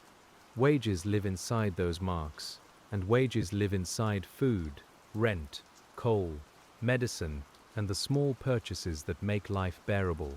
If payment is by the piece, the count is intimate. It measures not only output, but eyesight, sleep, interruptions, material quality, and the luck of the day. A worker may feel judged by a number that cannot tell the whole truth. We sit with the quiet unfairness of that, without raising our voice, because the room itself would not raise its voice either. When your bundle is counted, you watch the hands more than the face. Accepted, accepted, set aside, accepted, accepted. The rejected piece stings less if there are many good ones, but it still stings. The forewoman may say something brief, perhaps only a note about the seam. You nod. There is no space for argument over every little thing. The evening air near the windows darkens to blue-gray. Inside, the room glows from lamps and tired faces. The tools on the bench look more defined now, like objects in a still life. Scissors, thread, cotton, rag, cup, ledger, box. Each has its place. Each has touched the day. You begin to put things in order before the final word is given. Cleaning at the end is not separate from work. It protects tomorrow's work. Needles must not be lost. Chemical cloths must not be left where they spoil dry cotton. Scraps must not clutter the floor. Racks must be checked. Boxes must be moved away from damp. You perform these tasks with the dull steadiness of someone who wants to leave, but knows leaving depends on finishing properly. When the shift finally loosens, the bench is empty by degrees, and the Vienna Gas Mantle Stitcher steps away from the table, carrying the day in her hands. The hands look almost ordinary under the evening lamp, but you know what they have done. They have pinched fine mesh, guided thread, lifted damp forms, folded paper, wiped solution, held bread, pressed a small cut, and returned again and again to the same precise motion. They are tired hands. They are also knowledgeable hands, though no certificate says so. You put on your outer things. Fabric against fabric makes a soft brushing sound. A shawl settles over the shoulders. A hat is adjusted. Someone searches for a pin dropped earlier and finds it near the stool leg. The room breaks into individual lives again, each worker gathering her small belongings and stepping out of the shared rhythm. The stairwell smells colder than the workshop. Plaster, dust, damp stone, and the faint smoke brought in by every coat. Your footsteps join others on the stairs. No one speaks much at first. The day has used the voice too, even when it was quiet. At the door the street opens, and evening enters the lungs with the rough freshness of a city still working. Vienna's gas lamps are brighter now than they were years before, and the mantle is part of that change. Along certain streets, the light is clear enough to make wet pavement shine like dark glass. Shop signs stand out. Faces appear and vanish under halos. Steam rises from horses.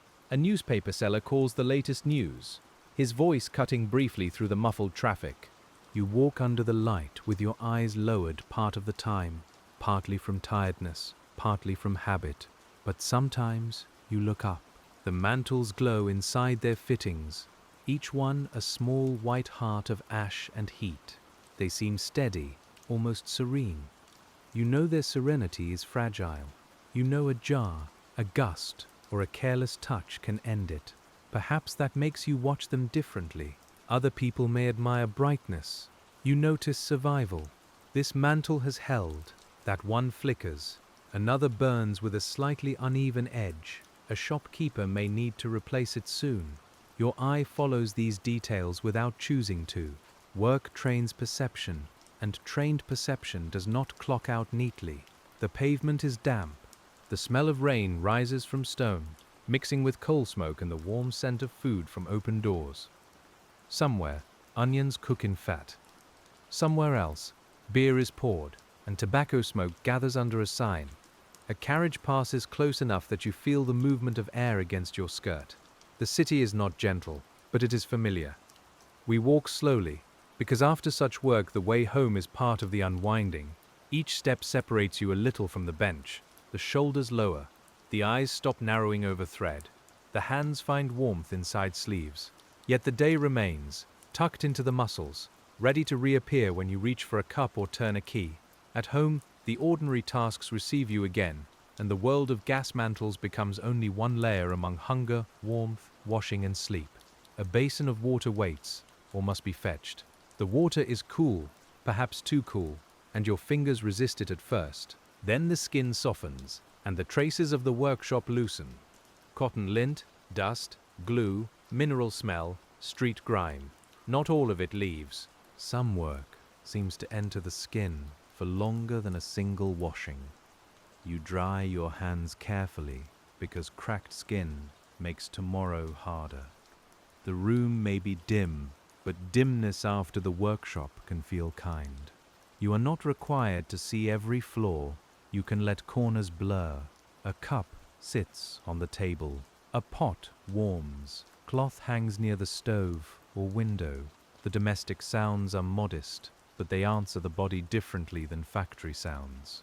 A spoon against a bowl, a chair drawn near, a quiet voice asking about the day. How much do you say? Perhaps very little. The details are too small to explain and too many to list. You might say the work was much the same. You might mention a rejected batch, a new girl, a strong smell in the dip room, a box order that kept everyone late.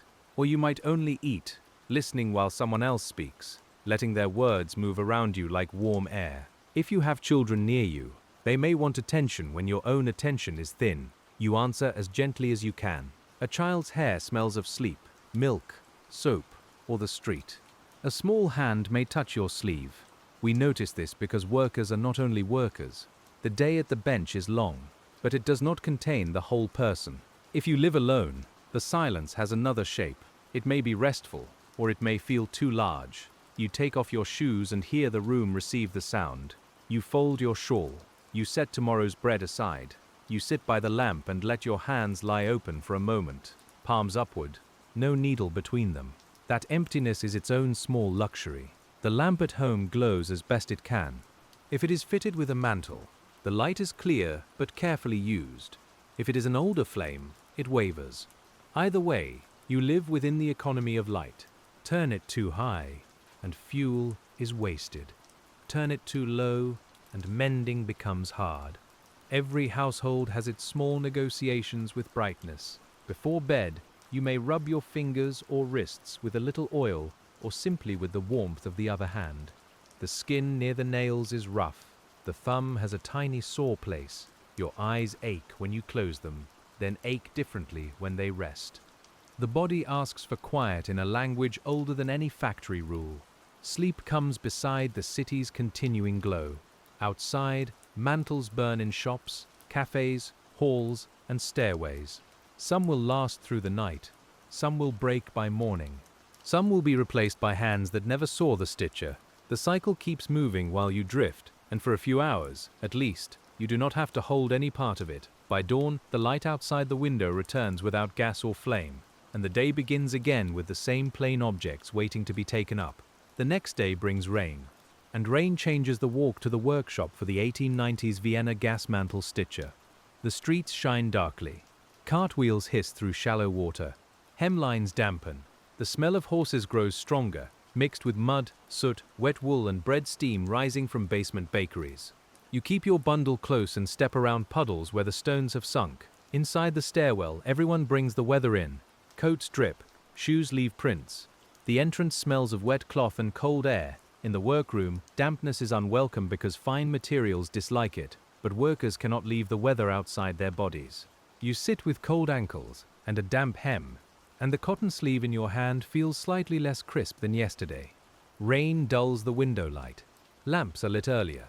The room becomes a pocket of artificial brightness inside a grey city.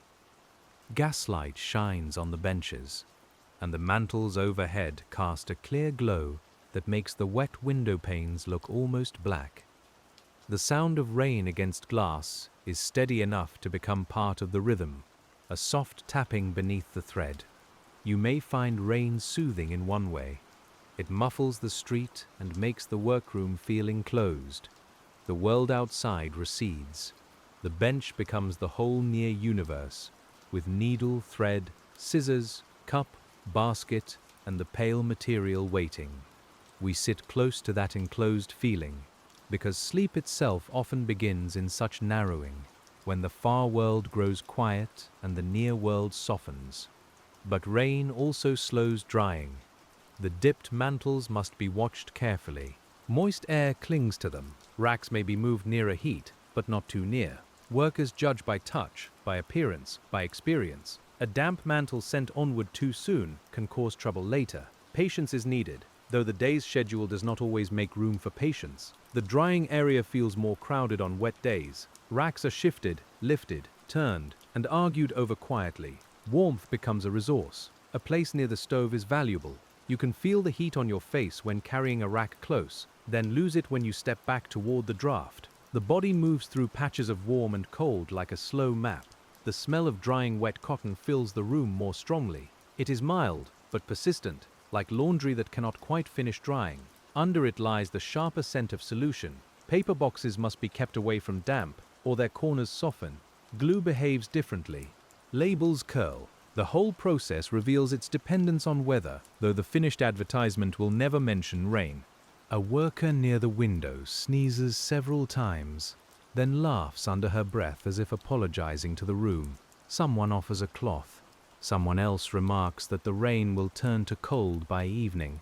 Talk fades. The mantles hang and dry slowly. Your needle continues. The rhythm of rain and stitching becomes so steady that the afternoon seems to float. When the wet daylight thins and the lamps take over fully, the rain outside becomes a dark shimmer beyond the glass, and the work inside continues under its white manufactured glow. Under that white manufactured glow, the 1890s Vienna Gas Mantle Stitcher sees every raindrop on the window as a trembling line of light. The glass is cold and dark, and the room behind it feels almost suspended, held between weather and work. You bend again over the cotton sleeve, and the small world of the mesh returns, pale, delicate, and demanding. The rain makes the floorboards swell a little, or perhaps they only seem to complain more underfoot. Each step from the forewoman has a faint creak beneath it. Trays are moved carefully because damp soles can slip. A worker near the doorway wipes the floor with an old cloth, then wrings it into a bucket that smells of wet wood and dust. Nothing stops. Everything adjusts. You keep the cotton pieces covered when you can. Damp air can make them cling, and clinging changes the rhythm of the needle. The thread drags slightly more than it should. Your fingertips feel the difference at once, before your eyes confirm it. We stay with that small knowledge, because it is the kind of expertise that belongs to daily handling, not to speeches or printed instructions. In the dip room, the rain's influence is even more noticeable. Treated sleeves take longer to dry, and impatience can spoil the batch. The racks stand close to the warmer part of the room, but too much heat can make unevenness. So the work becomes watchful. You look for sheen, stiffness, droop, and the subtle change from damp softness to dry readiness. The material speaks in slight signs. A woman carrying a rack pauses near the stove. Steam rises faintly from her coat hem, though not from the mantles themselves. The smell of wet wool joins the chemical air. Someone opens the door for a breath, and colder air spills in along the floor. The flames in the lamps tremble behind glass.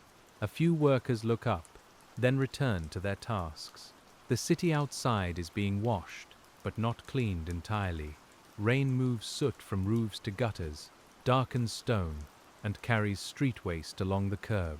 Vienna's grand facades glisten, and its poorer stairwells grow colder. Water finds cracks, cellar steps, loose cobbles, and worn shoes. You think of the walk home already, not with dread, but with the practical mind of someone who knows wet feet can make tomorrow harder. The workroom has old cloths for wiping tools and benches. They are never quite clean. One smells of soap from some earlier washing, another of oil, another of dried solution. You choose the least unpleasant one to dry a small patch of bench before setting down the finished pieces. Even this is part of the job. The material must be protected from the weather that the workers themselves must endure. As afternoon rain turns to evening rain, the mantle stitcher's world grows smaller still, bound by lamp glow, wet glass, and the quiet insistence of the next stitch. On such evenings, leaving the workshop feels like stepping from one dampness into another. The 1890s Vienna Gas Mantle Stitcher pulls her shawl closer and joins the slow movement down the stairs. The stair rail is cool beneath your hand. The walls smell of wet plaster. Someone ahead lifts her skirt slightly to avoid the muddy bottom step, and the gesture passes down the line without a word. Outside, the gas lamps make halos in the rain. Each mantle burns inside its glass, turning falling water into silver threads. The effect is beautiful enough to make you pause in another life, but tonight it mostly helps you see the puddles. The light lies across the stones in trembling pools. Horse hooves splash through them. Wheels send thin fans of dirty water toward the curb. You walk with your head bowed, but not entirely. The city has a wet brightness that is hard to ignore. Shop windows glow warmly, blurred by water. People move quickly under hats, scarves, and umbrellas. A cafe door opens, releasing heat, voices, coffee, tobacco, and the smell of damp coats drying near a stove. Then it closes, and the street returns to rain and hoofbeats. Your shoes absorb water at the seams. The hem of your skirt grows heavy. You know how fabric will feel later, cold against the legs until it can be changed or dried. We feel that small discomfort with you, the kind that has no story around it, only persistence. Many working days end not with drama, but with damp feet, tired eyes, and the wish for warmth. A gas lamp near the corner flickers unevenly. Perhaps the pressure shifts. Perhaps the mantle has cracked. You glance at it as you pass. A damaged mantle gives a different light, not quite steady, and your eye recognizes the fault before your mind names it. The city has taught you to inspect its lamps as you inspect the cotton mesh. At home, the room receives the rain from your clothing. Wet wool smells stronger indoors. Shoes are set near whatever warmth can be spared. A cloth is hung. You wash your hands in water that feels less cold than the rain, though not warm enough to comfort deeply. The skin tightens and reddens. The day's chemical dryness returns beneath the wet. Supper on a rain night feels especially plain and especially welcome. Steam from a bowl gathers under your face. Bread softens in broth. A spoon warms the fingers from inside the hand. Outside, water continues tapping at the window or roof. And inside, the sounds are lower, more enclosed. You eat slowly because the body asks for warmth more than speed. If there is mending to do, you may delay it. The eyes protest. The fingers protest. A garment waits with its tear, and you look at it as though it were another unfinished mantle. But home has its own necessities, and after a time you take up needle and thread again, a heavier cloth this time, a seam meant to last rather than burn away. The irony is quiet and almost tender. After a day spent stitching temporary cotton forms for gaslight, you mend the permanent things of your own life by a weaker lamp. The fabric is coarser under your fingers. The thread is darker. The motion is similar enough to feel familiar, different enough to remind you that not all sewing belongs to the factory. When sleep comes, rain still moves through the city, and the lamps outside hold their pale circles in the wet air, while your hands finally rest. The following days bring clearer weather, and the 1890s Vienna Gas Mantle Stitcher notices first that the cotton behaves better. It feels lighter, crisper, more willing to separate. The thread moves without the damp drag of rain. The windows give a more honest light.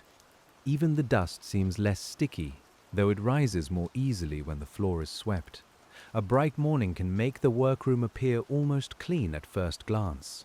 Sunlight lays itself across the benches, showing pale cotton, metal scissors, the curve of a cup, and the fine hairs lifted from thread. Then the same sunlight reveals smudges on the wall, stains near the dip room door, and the tired color of aprons. Light is generous, but it is also revealing. You take your place with a faint sense of relief. Better light matters. It makes the mesh less mysterious. It gives the eyes small rest, even while they work. The cotton sleeve in your hand shows its openings clearly, each little square or diamond of weave catching brightness along one edge. You can see where the seam should fall before the needle begins. The rhythm of the room becomes more confident on clear mornings. There are fewer muttered complaints about drying. Racks can be spaced more easily. Paper boxes stay crisp. A window can be opened without inviting rain. Street sounds arrive sharp and distinct. Hooves, wheels, calls, bells, and once the brief laughter of children passing below on their way somewhere beyond the workroom. We hear those children with you. Their steps are quick. Their voices rise and fade. For a moment, the room holds the contrast between youthful movement and the stillness of seated labor. Then the thread draws through the mesh, and the contrast settles into the background. Workrooms are full of such brief passages from other lives. At the bench, a clear day lets you work more cleanly, but it does not shorten the hours. The accepted pile grows. The rejected pile grows more slowly, which is some relief. The forewoman seems less tense. Someone hums for half a minute and stops when she realizes it has become audible. The sound leaves a trace of melody in the air. In the dip room, the solution gleams under better light. Bottles show their levels. Labels can be read more easily. Droplets on the table shine like small beads. You lift a soaked sleeve and watch it darken evenly. The moisture gathers and falls in patient drops, each one returning a little of the costly liquid to the bowl. Clearer drying means less uncertainty. The racks stand in good air. The mantles shift from wet to dry in a more predictable way. You still watch them, because predictability is not permission to forget. But the day feels slightly less resistant. We can allow that small ease. Not every grim job is grim in the same degree every hour. By midday, the work has moved through its first full cycle, and the brightness outside begins to warm the room in a way that changes both the materials and the mood. The warmth of the sun on the window ledge is faint but real, and the 1890s Vienna Gas Mantle Stitcher may rest a finger there for a moment when no one is looking. Dust is warm too, lying in a thin line against the glass. The city outside smells less of wet stone now and more of coal smoke. horses, cooked cabbage from some nearby kitchen, and the dry mineral scent of warmed pavement. You return to your bread at the pause. It is easier to eat in better light. The crust shows its flour. The cheese, if there is cheese, looks less grey. Someone has brought a small onion wrapped in paper, and its sharp smell cuts through cotton and dust. Another worker has a sweet bun saved from morning, and the sugar scent travels briefly down the table, making several people glance up. Talk is a little easier on such days. Not loud, but less guarded. A woman mentions a new electric display she saw near a public building, and the table receives the news with interest, skepticism, or quiet indifference, depending on each person's temperament. Electric light is part of the future pressing against gaslight, though in your day both can exist side by side, competing and overlapping. You may wonder what electric light means for the mantle stitcher, perhaps not much at once. Gas remains widespread, mantles are still needed, streets, shops and homes do not change overnight. But a worker hears rumors of new systems and learns to accept that industries, like weather, can shift. A job that seems permanent from the bench may be only one chapter in a city's longer appetite for light. The thought does not stay long. Breadcrumbs fall onto your apron. A cup is passed. Someone asks for a needle. The practical world returns quickly. The future may belong to electricity, gas, or something not yet imagined, but the afternoon belongs to the cotton sleeve in your hand and the count expected before evening. There is a small comfort in the midday light crossing the workroom. It makes the pale mantles on the drying racks look less sickly and more like ordinary cloth. It touches the forewoman's ledger, the handles of scissors, the rim of a water cup, and the rough red skin around your knuckles. It does not solve anything, but it shares itself freely for a little while. After the pause, hands return to motion. The room tightens again into production, though not unpleasantly at first. Rest has loosened the shoulders. Food has steadied the stomach. The sun still helps the eyes. We stay in this narrow band of relative ease, because even hard work contains degrees, and a listener half asleep can rest inside the small good things without denying the hard ones. As the sun slides away from the windows and the benches lose their brief warmth, the second half of the day gathers its familiar weight. Afternoon brings inspection of the morning's dried pieces, and the 1890s Vienna Gas Mantle Stitcher follows the rack with her eyes as it is carried past. The forms look almost weightless now. They are pale, stiffened, and ready for the next change. A worker's sleeve brushes close to one rack, and everyone nearby seems to notice at once, though no one speaks. You are called to help release a few from their supports. The dry-treated cotton feels strange, neither cloth nor paper, with a faint crispness under the fingers. It is not yet the final ash, but it no longer feels like something that would be worn or washed. The mineral salts have changed its character. It belongs now to the path toward flame.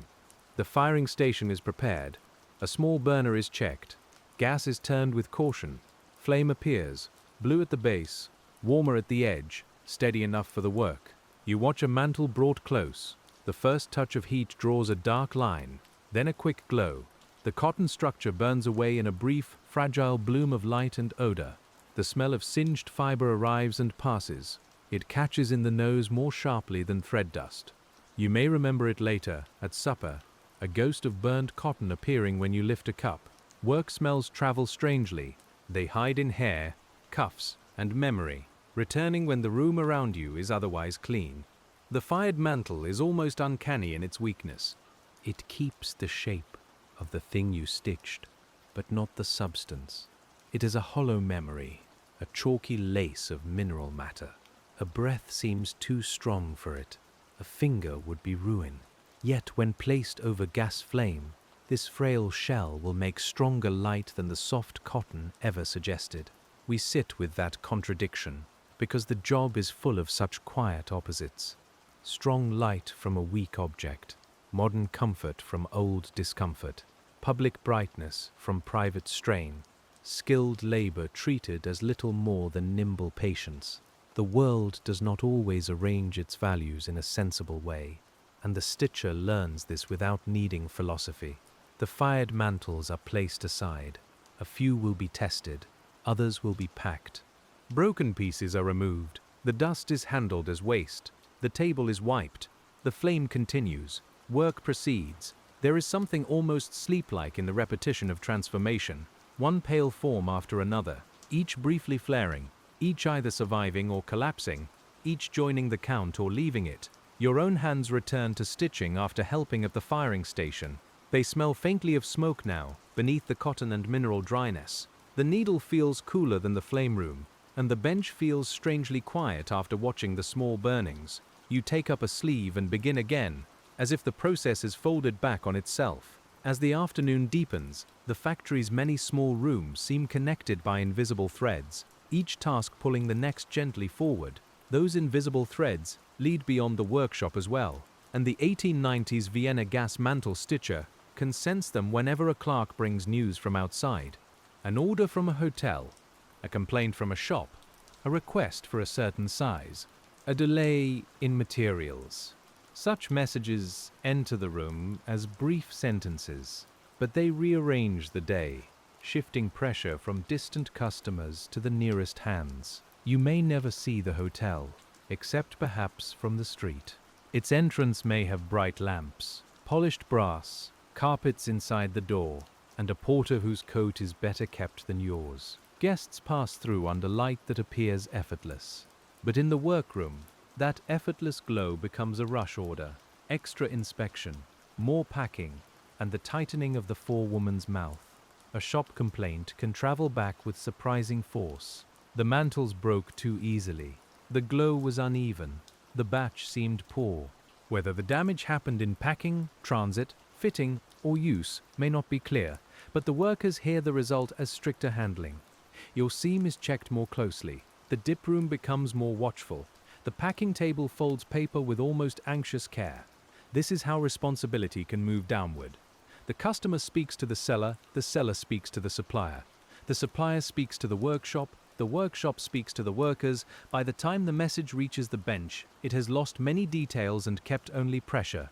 You feel it in the room's pace, in the silence after instructions, in the way everyone bends closer. We do not hurry through this because pressure in such places is often quiet. It does not always appear as shouting. It appears as shorter pauses, more rejected pieces, closer inspection, fewer allowances for poor material, and the sense that each worker must absorb uncertainty without letting it show. The grimness is administrative as much as physical. Still, workers develop ways to soften pressure for one another. A quick warning that the forewoman is coming. A note that a certain batch of cotton tears near the edge. A shared glance when a complaint seems unfair. A spool passed before it is requested. These gestures are small, but they make the difference between a room of isolated bodies and a room of people enduring together. The new girl improves. Her accepted pile is larger today. You see her look at it with relief, then hide the relief quickly. Pride can feel risky when supervision is near, but it lives anyway. You remember that feeling from your own early days. The first time the work seemed to pass through your fingers without fighting you at every stitch. Skill changes the worker's relationship to time. At first, each piece is an obstacle. Later, each piece is part of a rhythm. The rhythm does not remove fatigue, but it reduces fear. You no longer wonder whether you can do the task. You only wonder how long your body can do it today. That is progress of a kind, though not the kind printed in advertisements. As messages from shops and hotels fade into the background, the bench returns to its steady scale, where the whole city's demand becomes one small seam beneath your hand. The seam beneath your hand is flatter now than it was months ago, and the 1890s Vienna Gas Mantle Stitcher can tell without holding it to the light. Your fingers sense evenness. Your thumb reads tension. The needle moves in measured arcs, and the thread settles into the mesh without bunching. No one applauds this. The reward is that the piece is not rejected. You might think of other work you have known.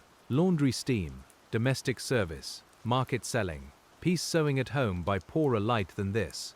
Each kind of labor has its own burden. The gas mantle workshop has chemicals, eye strain, fragility, and counts. It also has regular benches, shared knowledge, and the strange nearness to modern invention. Work is rarely one thing only. A worker at the far table speaks of a relative in the countryside. The mention of fields changes the room for a moment. You imagine damp earth, hay, animals, open sky, and work that tires the whole body differently. Then the image fades under the smell of cotton and heated gas. City work encloses. It places weather behind glass and turns the worker toward small manufactured objects. The cotton sleeve in your hand may have begun with fields far away, though not the fields of that conversation. Cotton carries histories of trade, empire, labor, and machines beyond the scope of the room. You do not need to know all that for the material to sit in your palm. The world often reaches workers as stuff, not as explanation. Cloth arrives, coal arrives, bottles arrive, orders arrive. We stay with the stuff. Its feel matters. Cotton mesh is soft when untreated, slightly resistant when stitched, damp and slack after dipping, crisp when dry, ghostly after firing.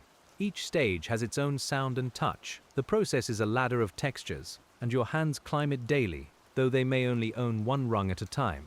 By late afternoon, the room grows warmer from lamps and bodies. A smell of tiredness enters, human and honest. Not foul, simply present.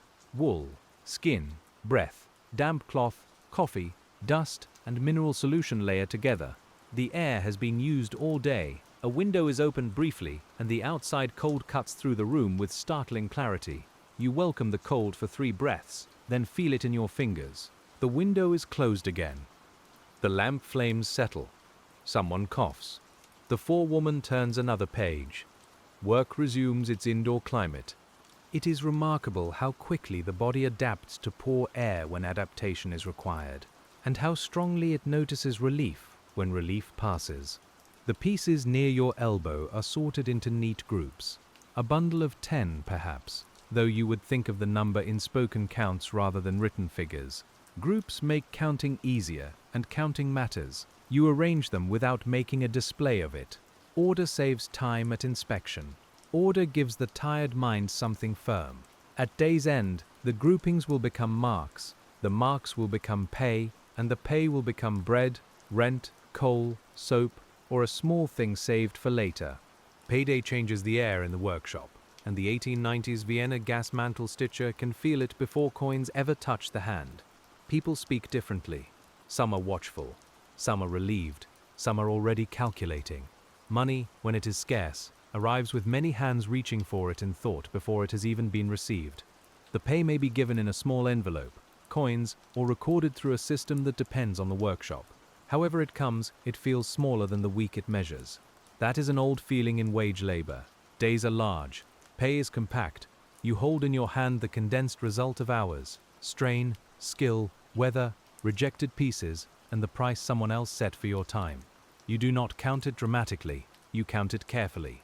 Rent first, perhaps. Food, coal or wood, laundry. A little set aside if possible. A debt repaid in part. A necessary repair. We can feel the mind dividing the coins while the body is still tired from earning them.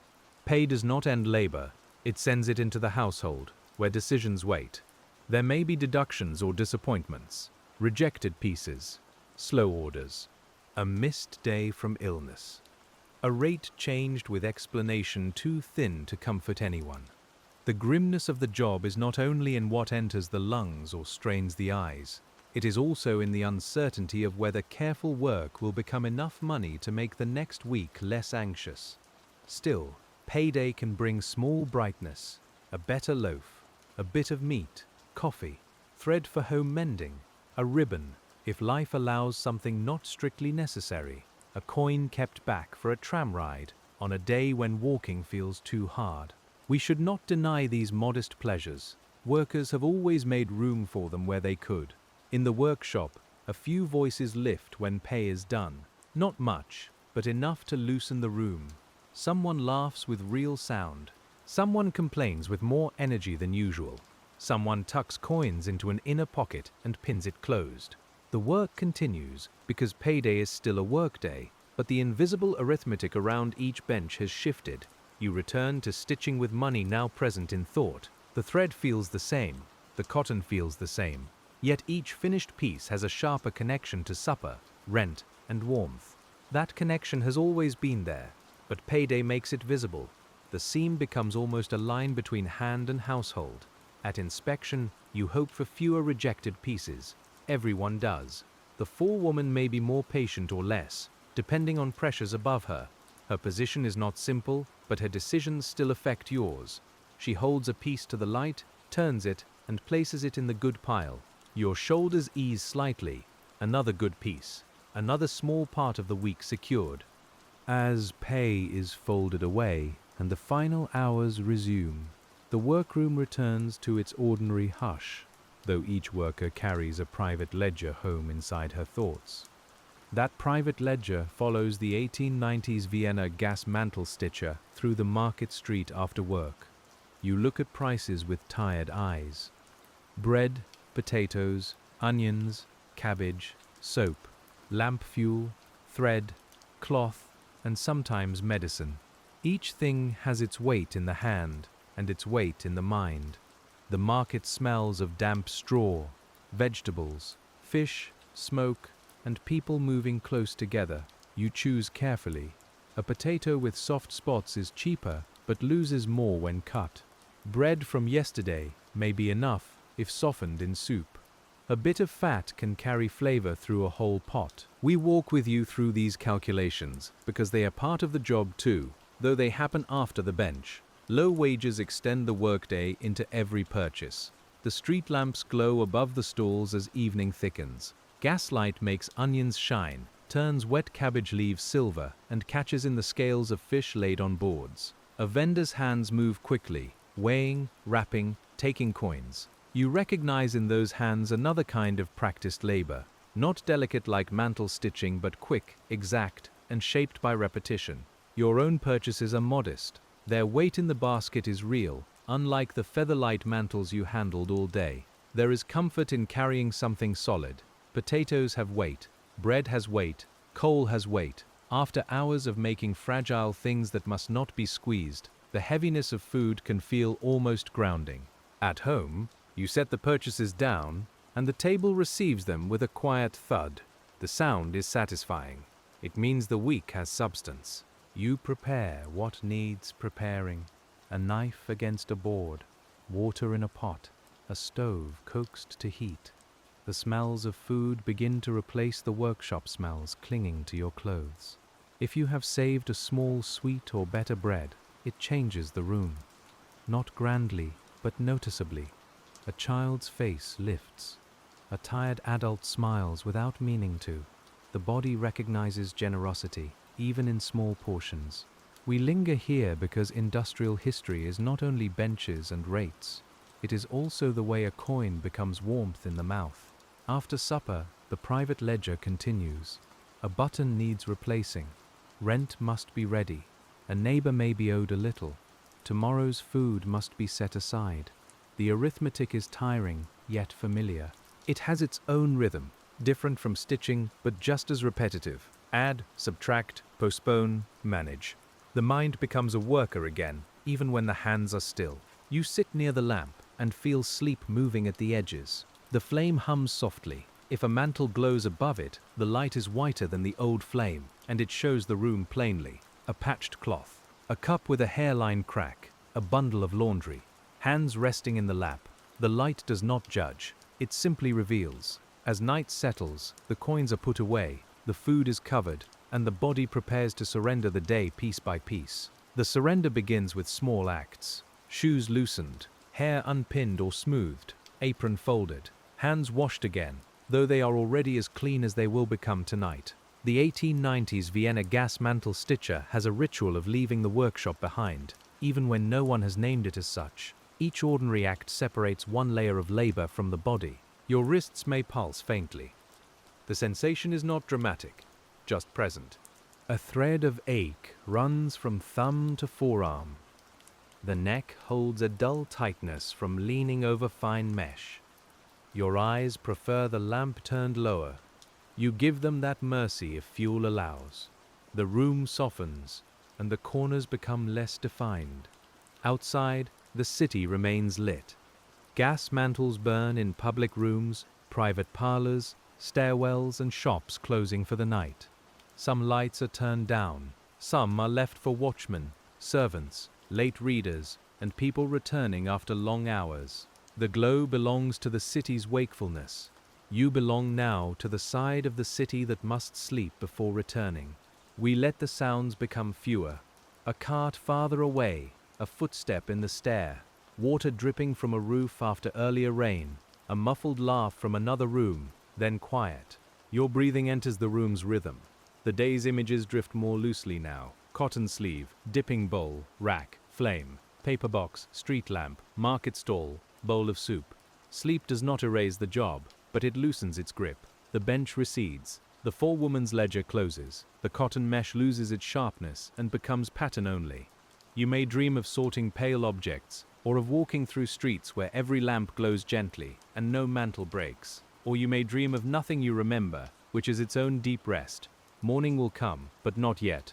The room holds you in the pause between workdays. The lamp is lowered. Shadows grow larger and kinder. Your hands are empty, turned slightly inward, with fingers curled in the natural shape of rest. Outside, the city's gaslight keeps watch over wet stones and shuttered windows. By the time dawn thins the dark, the workshop is waiting again, and the slow cycle of the gas mantle begins, before you even reach the door. The workshop at dawn feels both new and old, and the 1890s Vienna Gas Mantle Stitcher enters with the careful quiet of someone stepping back into a familiar current. The air is cooler than yesterday's evening air. The benches seem starker before everyone sits. Dust lies undisturbed on the floor, and the racks stand empty or half-filled, depending on what was left drying overnight.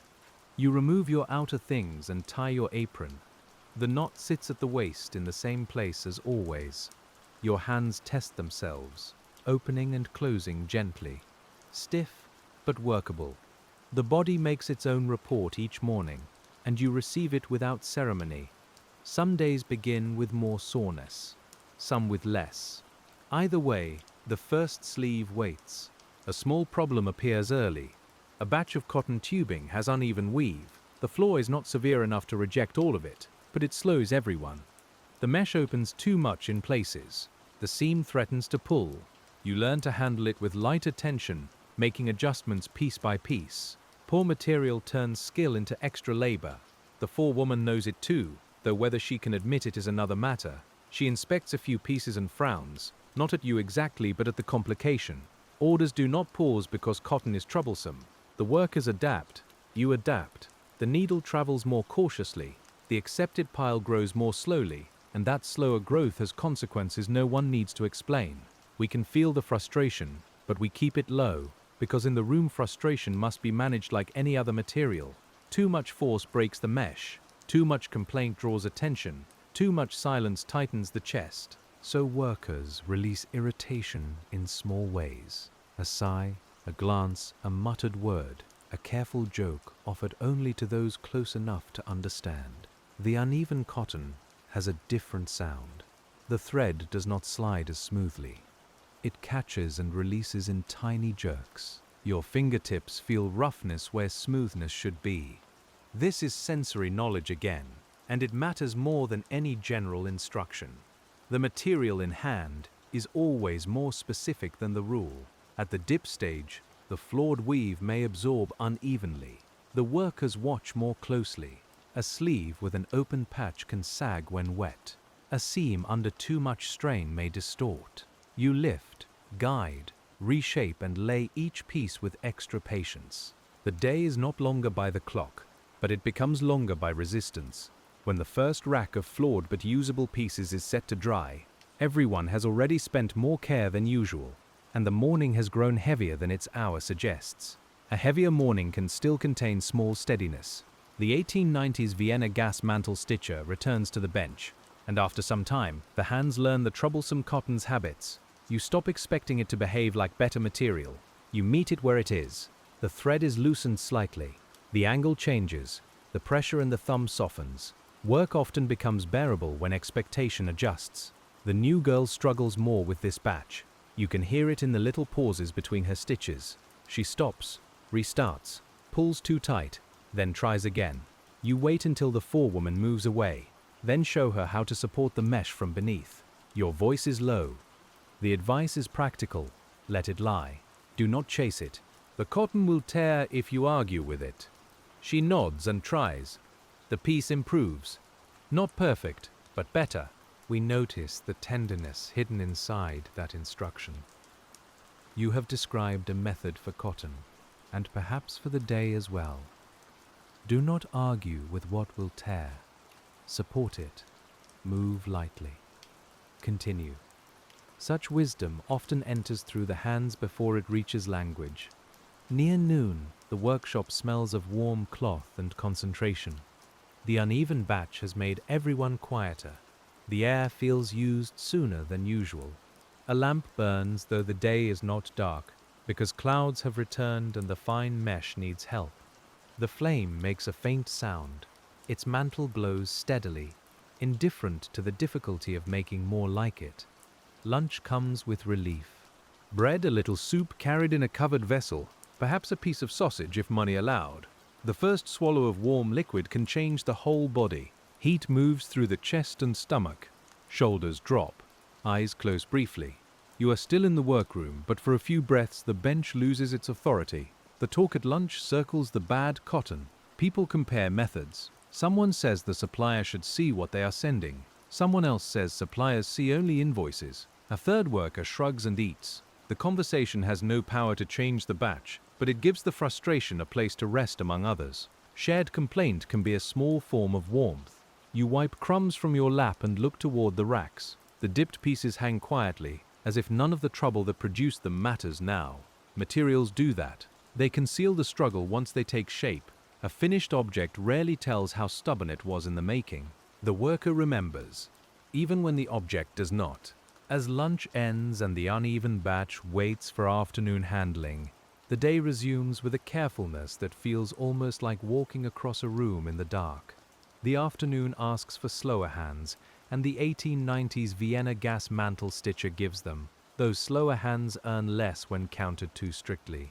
You stitch, check, adjust, and set aside. The flawed cotton becomes a lesson repeated many times.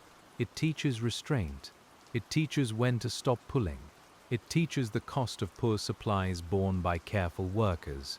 The forewoman rejects fewer pieces than you feared, perhaps because she knows the batch is difficult, or perhaps because the shapes are good enough despite the trouble. Either way, each accepted piece gives a faint relief. You do not let the relief show much. Showing too much feeling in a workroom can make a person feel exposed. Instead, you reach for the next sleeve. The drying racks are watched closely. One mantle form has sagged, another twisted near the seam. A worker tries to correct a third before it stiffens fully. Damp material allows a brief window for rescue. After that, the mistake hardens. We feel the urgency, but it remains quiet, expressed in careful fingers and narrowed eyes rather than raised voices. At the firing station later, the uneven batch reveals itself again. Some pieces burn cleanly.